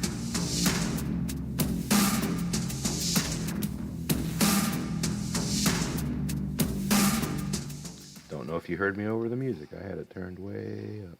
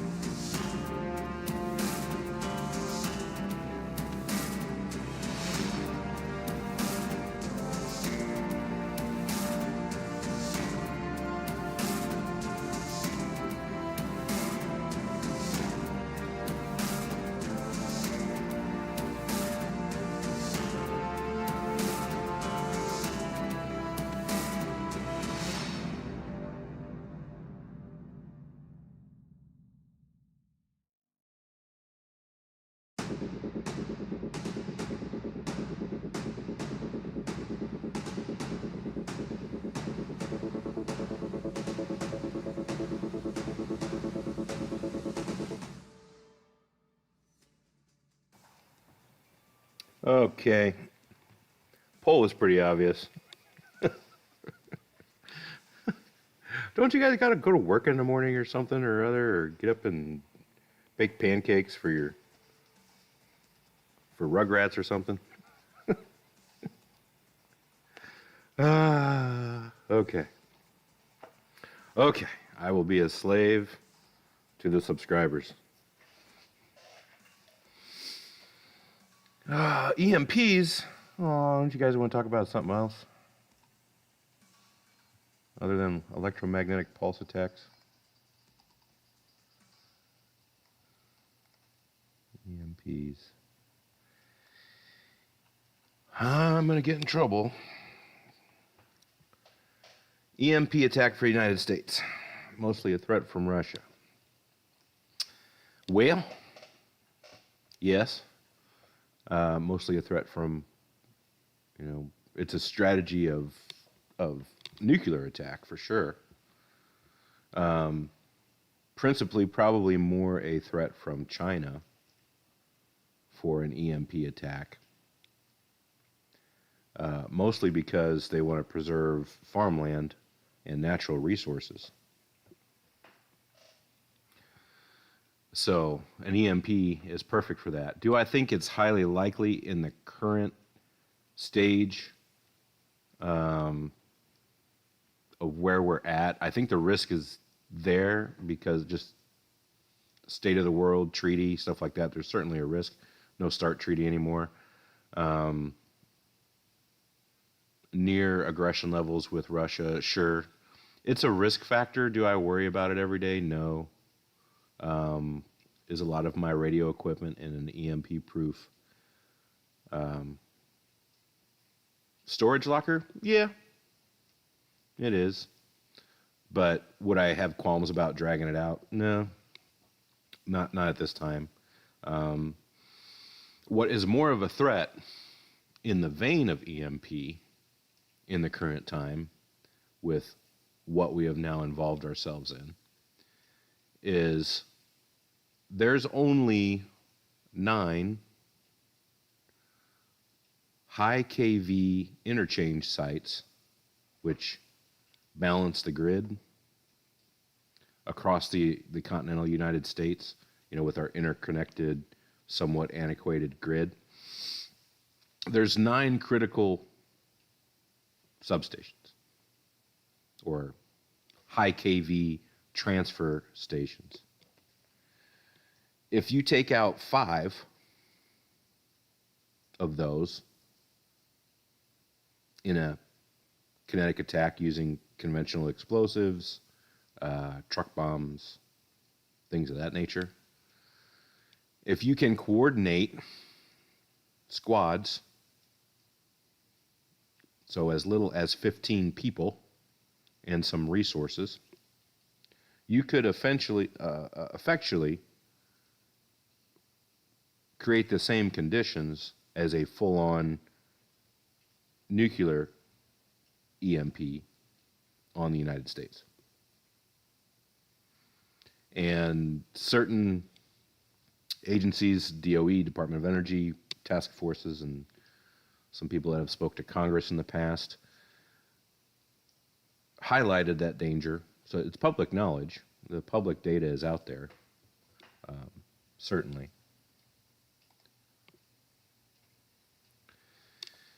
So you could have a EMP-like effect by simply doing that. And it would take as little as 15 people and some creative acquisition of resources. Naturally, I'm not going to say where those are. And it's kind of somewhat sort of, since it's in the public energy sphere, it's not really classified, but it's very vague. The reports are out there. They're publicly, kind of sort of publicly available if you know where to look. If you know the right places to kind of pick the information from, you could figure it out. Yeah, it'll only take a few determined squads to do that, and we would be knocked back. And it would be EMP-like in the sense that the way the interchanges work and they tie the grids, that energy is out there flowing. Electrical generation is constantly distributed and balanced. It's not like a battery where, you can dump current in and it's a storage device and it lets current out as you need it. It's generated in balance. So if you time it right, if you time that attack correctly, you can overload the very critical short supply, incredibly long lead time, meaning years, voltage management devices that are in other places from these transfer fields, that when that electrical field collapses in that device, because now it's a catastrophic grid failure instead of a managed shutdown or managed balance load, you essentially destroy those pieces, which is what would be the main pain point in an EMP attack. In an EMP attack, you get the current from coming down out of the atmosphere, those electrons saturating the long runs of distribution wires, inducing a current, a very high kV, kilovolt current in those wires that's uncontrolled, and that would damage those devices. Well, a timed interruption to 5 of the interconnects at roughly the same time, that energy can't be load balanced that quick. The centers still work on such a case where they got to pick up the phone or they got to send a message, and it might be a couple seconds, and that boomerang at the speed of electricity would that'd be it. And you'd be partying like it's 1859. Real quick. Individual devices might not be damaged. You wouldn't have the home fires that a really severe ground zero type EMP would induce in some areas, but essentially you would take away electricity. So, and it wouldn't come back. That would be the thing, is it just, there's only a handful of countries that build that stuff for us. Germany being one, South Korea being another. They're direct allies, but they can't crank out this very expensive and complex equipment at scale. And the knowledge has been out there, the warnings have been out there for years. Nothing's ever been done about it. I don't know why. Um, but yeah, I see that an electrical grid attack from a determined sleeper cell or unit like Hezbollah Unit 910 that we talked about earlier in the live. I see those people basically creating the conditions for an EMP-like conditions. And think, that'd be the nightmare scenario because electricity's gone, depending on the weather factor, whether it's summertime, wintertime, you'd have deaths of exposure, heat, cold. Refrigeration's gone, so that means, anybody that's on specific medications, diabetics, insulin, all those people are dying in a matter of weeks. You would have an avalanche of casualties and death without ever firing a nuclear EMP that would wave across the continental United States. It'd be devastating. It'd be one of the most horrific situations, horrific events in modern history as far as effects to a civilian population. And of course, there'd be survivors. There would be people that, like our forefathers didn't have electricity. I still know elders that are alive that grew up without running water because they lived rural. And they had a well on the property and they pitched water every day. And I'm not that old, really. And that generation that knew those ways is dying off slowly but surely. And I really hope we don't get in a situation where we miss them for that reason, for their knowledge. Okay, but that's enough doom and gloom for that. I hope I answered that question sufficiently. Faraday cages will help in that case. No, and your cell phone might be unscathed in an electrical grid attack, but the transmission tower the backup generator is gonna run out in 24 to 48 hours, and then it's not going to be refueled. And the telecoms that have the mobile tower units that are usually deployed in emergencies, there won't be enough number to cover, as far as just telecoms, and then you've got all the other considerations. So you wouldn't need your EMP shield in a electrical grid attack of that manner. They got you a different way. You stepped on the snake, you stepped on the pile of snakes, and the one that you thought was heading for your shin, another one got you in the back of the knee. So it's a real vulnerability.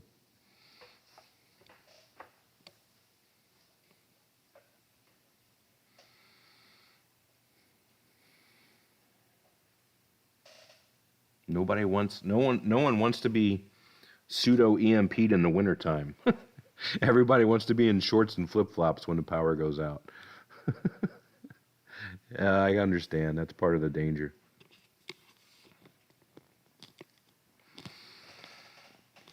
Oh, Denise 4203, do you think China will make their move on Taiwan once American boots are on the ground in Iran? I covered that earlier in the stream, bud. You'll have to rewind.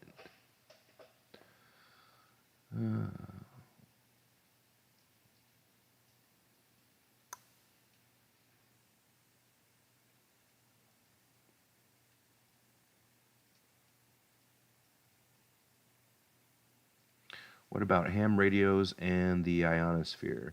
Give me some context there, Vane.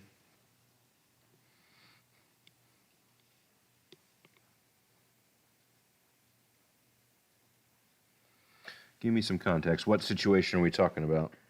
Ham radios and ionosphere. I'm assuming you're talking about an EMP condition, a nuclear EMP condition. But just for clarification's sake, let me know.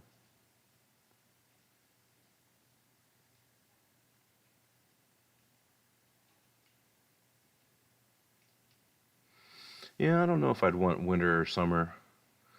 Because summer, a lot of places in the United States, especially urban areas, you got no AC, and when there's power outages, they usually generator those. And you have a cooling center for the elderly, the people of, lower income considerations, and all that's gone.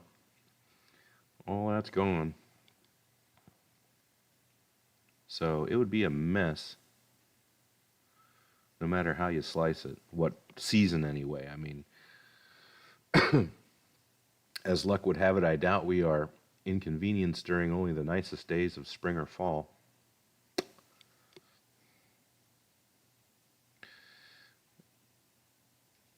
Would a ham radio kept on Faraday cage?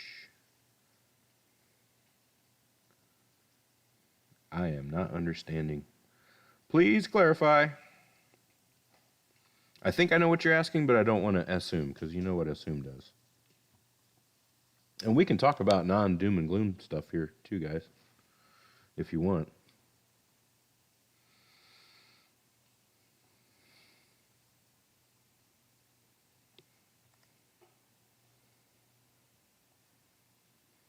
That's why I asked earlier. This is... Oop, wrong screen. Open Chat Live. And we did cover some Fog of War earlier. There it is, the Fog of War.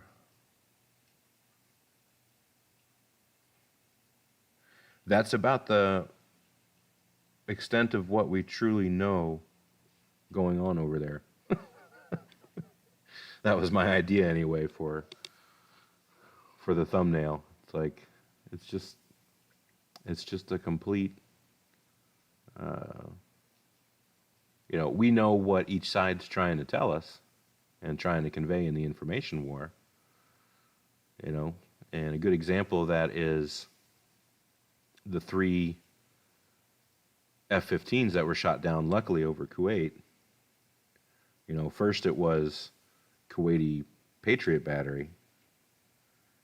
Then the story changed to it was one lone Marvel movie type Kuwaiti in a F-35 got 3 kills on an F-15s, American piloted F-15s. So I don't know what Kuwait's doing with that guy, but they can just send all the other pilots home, apparently.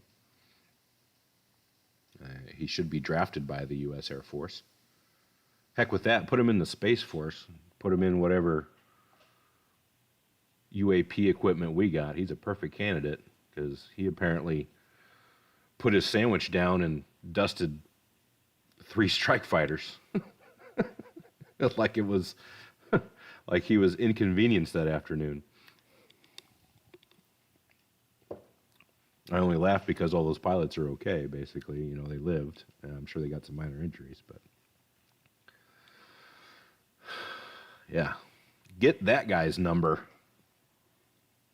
Put him on the lead crew.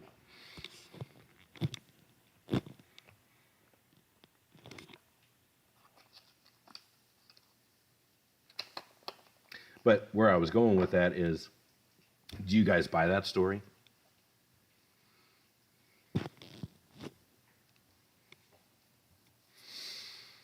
Okay. Case of that EMP, a ham. Okay, this sounds much better, Vane.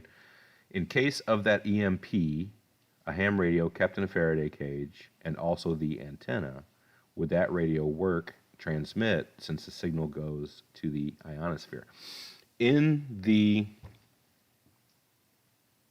nuclear EMP case, you'd have to wait, because there would be such electromagnetic disruption to the ionosphere that it would just be snowed out. You'd have to wait. What I do, I'll tell you how I have a protocol in my mind for should something happen like that. More than likely, you're not going to know whether, right away at least. You'll have some clues, but not enough to really verify it. And this is for, this noise here is for Pinoy.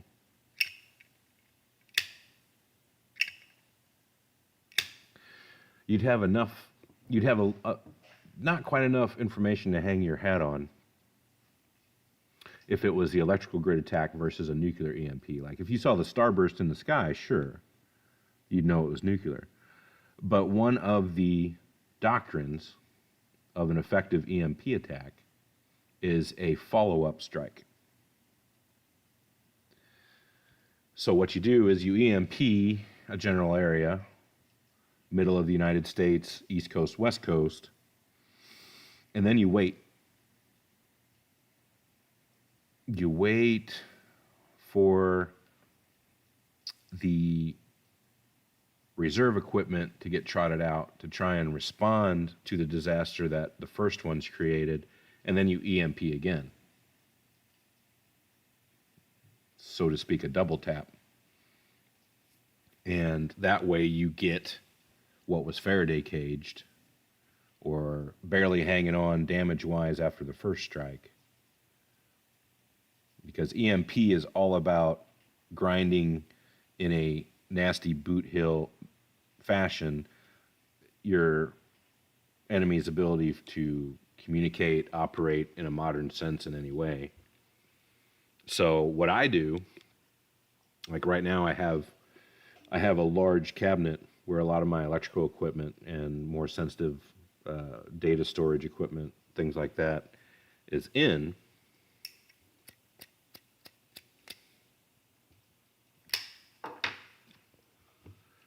And I have cheap burner shortwave radios. Not transceivers like a ham radio, but just plain old Radio Shack, old. They weren't very good, when I tried them out, but they were cheap. And I have a few burner radios. So what I would do, knowing that something happened, is I would listen first, take out a burner radio only, and if everything snowed out, I know that it was nuclear. If I'm picking up signals from South America, Asia, the nuclear hardened AM radio stations that have longer generator burn times, which there is a network of that in the U.S.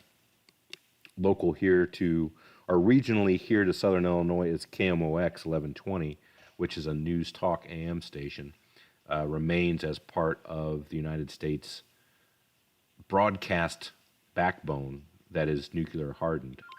And everybody in the United States has coverage to those stations. It'd be, if something were to happen after the initial effects had died down, you can tune on your AM band and you will hear the U.S. government desperately reaching out to you to remind you to pay your taxes 10 years from now. That network will be in place for a while. But if there's nothing, snow, the good radio is not coming out yet. No, I would have to hear no atmospheric snow, static, disruption. I'd have to hear some foreign stations, and it would have to be, I would wait. And it's a good thing to just listen, if you can, just listen and gather information first, because more than likely a foreign station, whether it's, South America, hopefully a little bit of Spanish or Portuguese or something, or they bring English speakers on because they know there's survivors. That's a possibility too, to let you know what happened. And I'd be patient. The only way that if I had to transmit to someone to reach them, emergency type basis, make sure they're okay, because you're not going anywhere in a case like that, unless it's on horseback or foot. So hopefully your comm plan with your family builds in a post shelter in place type situation for communications, and it's not going to be rapid. It's not going to be a quick thing. You really shouldn't be talking regionally anyway, uh, just in case it is an invasion. So it's a good, whether it's casual amateur radio listening. Listening is always the 90% weight of the equation. You listen before you transmit. You listen and observe around a band. Just gather data. You know, it's a patience thing, but you know, sometimes you have emergencies. You have to communicate right away. In that case, I would pull it out, set it up, broadcast, build a time and frequency window as quickly as possible with that other recipient, and take everything down and shield it again, because you don't know when the follow-up's going to be. You know, and until some time passes, then you got some, you know, you got a good idea that the knock-on either happened when you weren't observing the electromagnetic spectrum, or it's not going to happen, the other side was destroyed, whatever the case might be. But, you know, we're kind of getting into e-com LARPing in a sense, but that's my personal plan is burner radios, listen first, be patient, if I could sum it up in bullet points.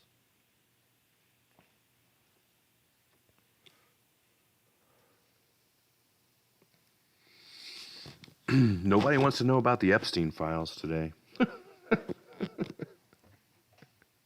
No one's talking about that anymore, are they?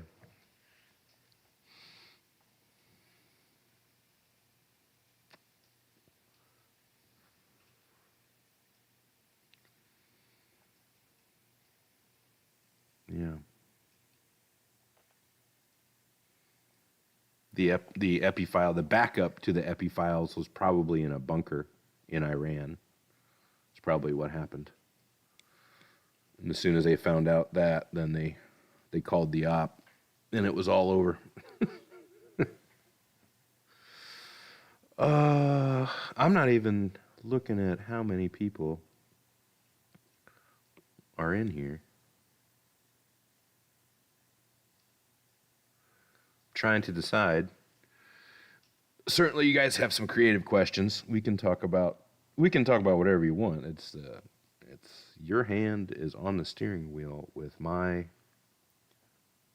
firm, competent grip on the other side. So we can try and get each other riled up since it's after midnight.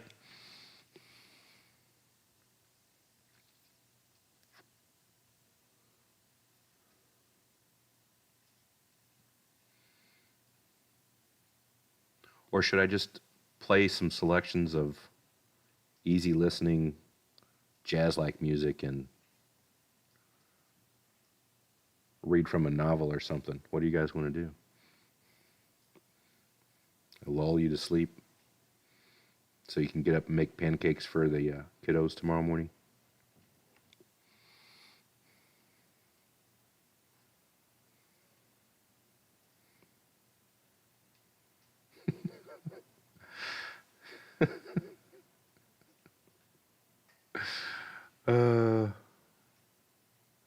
Yeah, I'm sorry, that is a bad habit that I do have, tobacco use. I am from Southern Illinois. So, it's been part of our culture for a long time.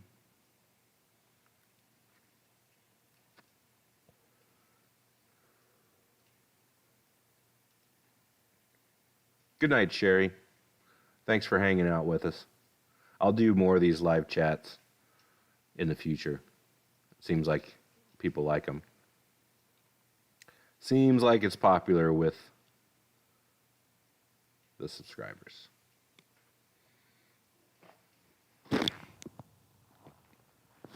Charlotte, where does Turkey play in this operation? That is a very good question, because that country, Turkey,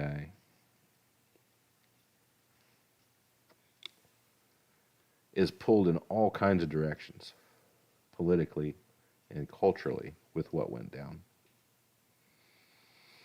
They are culturally aligned with Iran,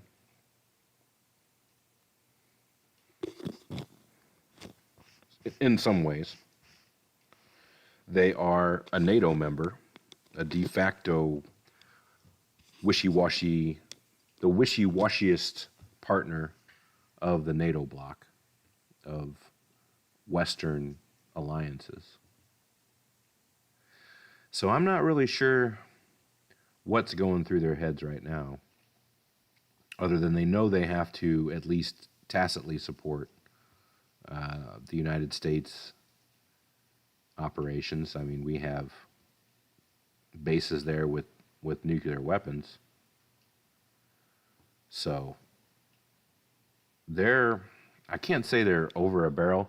The one thing I'll revert back to is they're certainly not happy with the Greater Israel Project and the influence bubble that's going to be inflated should Israel and the United States be successful in the Iranian operations, because they're possibly next, as far as a regional conflictor, they're possibly next on the chopping block.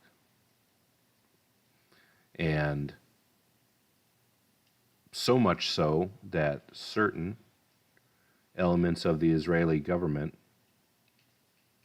have admitted that in open public forums even.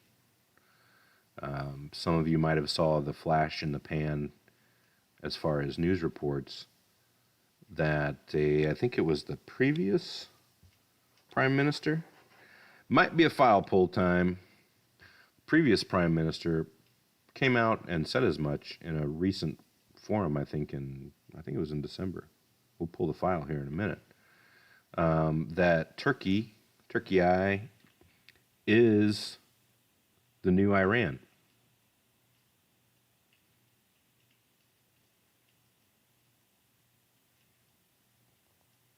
So think about that. How would you feel as the leader of Turkey and hearing that noise come out of Israel? Let's see if I can find that clip here in a minute. Vain. Congress saying yes to this mess. I think they did. I don't pay much attention to Congress anymore because I'm not necessarily represented by them, and they seem, they're politically captured. You know, they have the Republican majority is going to be with the president. You know, there's not much standing in the way there, Congress-wise. So they are it's going to fall along the typical ideological left and right, blue D and red R lines. So, and even if they said no, our doctrine is to operate militarily toward objectives inside of the time frame before the purse string effect comes into play. So, War Powers Act or not, to be completely honest, I haven't really let it factor in my mind that much what Congress is saying yes or no to in the current grand scheme of things, because one side's a rubber stamp and the other side is solid brick opposition to anything the majority does, but it doesn't matter because the executive branch has the majority and power in Congress, so rubber stamps are going to carry the day. Stopped being a true representative body to American citizens a long time ago. Illusion of choice apparatus. In my humble rodeo clown, armchair general, court jester opinion, it's just there so people can argue this donkey said that and this elephant said that, and they go back and forth and back and forth and back and forth, and it just burns energy. So the powers that truly run the country are saved from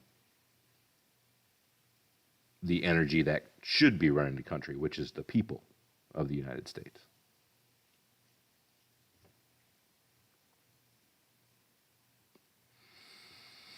So I hate to be a black pill on domestic U.S. Governance, but I think I'm there. And I've been there for a while. I had a semi-rant in another previous live stream about how a grain farmer from Nebraska would be a better representative, along with, what examples did I use? I think I used a crab fisherman from Massachusetts and a surfboard shop owner-operator from California. I would much rather pluck those people that didn't want jobs, didn't want the job, didn't want the responsibility. I'd rather pluck those people out of the strata of the American population and say, for the good of your nation, you have to do this job even though you don't want it. And they would be better representatives and better stewards of our country, as it was originally intended to be anyway, than the current crop that's in there now. So that's my take on that. Almost a non-factor. Almost a non-factor. What else we got, crew? We covered turkey and we covered turkey and turkeys. Turkeys being Congress. A bunch of turkeys.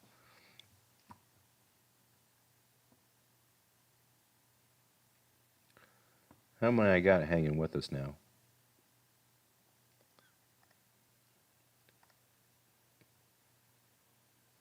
Okay, I'm looking at the participants, and I've got 3 hardcore ride or die subscribers that I'm talking to. And I am very happy that all you guys are here and that you hung in here this long, and I hope I've given you something to think about. I've got more material that I'll try and do an earlier stream. I don't know if that works for you. I'll ask you 3 that are currently watching in the chat right now. It might be more lurkers, but according to that window, let me check another window. If you want an earlier stream or not. Because I know I kind of started a little bit later than what I normally try to do, because I try not to interfere too much with the other channel. So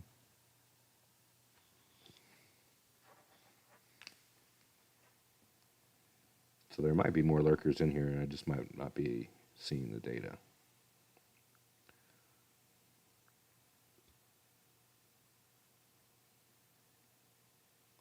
But let's shut her down, and we'll do this again sometime. I had fun.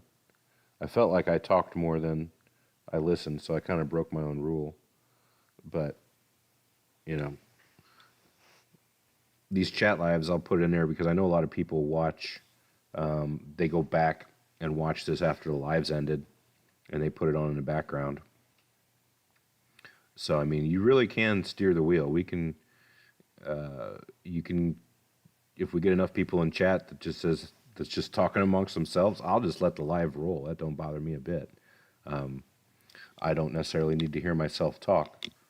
So, you know, if it's party time, that's fine with me too. And if you guys want me to talk at you, I'm fine with that too. So, but I'll try and do the next live. When we do a live chat, I'll try and do it a little bit earlier in the afternoon. Thank you guys for being here. Leslie, for being an introvert, it is darn tempting to not make you a mod because I appreciate what you did in the chat tonight. I know that wouldn't be your first pick, but it's tempting for me if you wanted it. I'm thinking about it. But as I said previous, the chat will remain unmoderated for as long as I can do it. Thank you, Vane. Thanks for being here. All right, let's wrap it up. Let's wrap it up. Good night, chat. Good night, crew. Thank you for being here. I hope you found it interesting. And I'll see you again on the flip side. I might see you on one of the other channels that I moderate on. Just all depends on when I have time and good internet, interweb connection. And yeah, it's been fun. It's been real. Good night. Be good to each other. Keep an open mind and observe. Thank you, guys.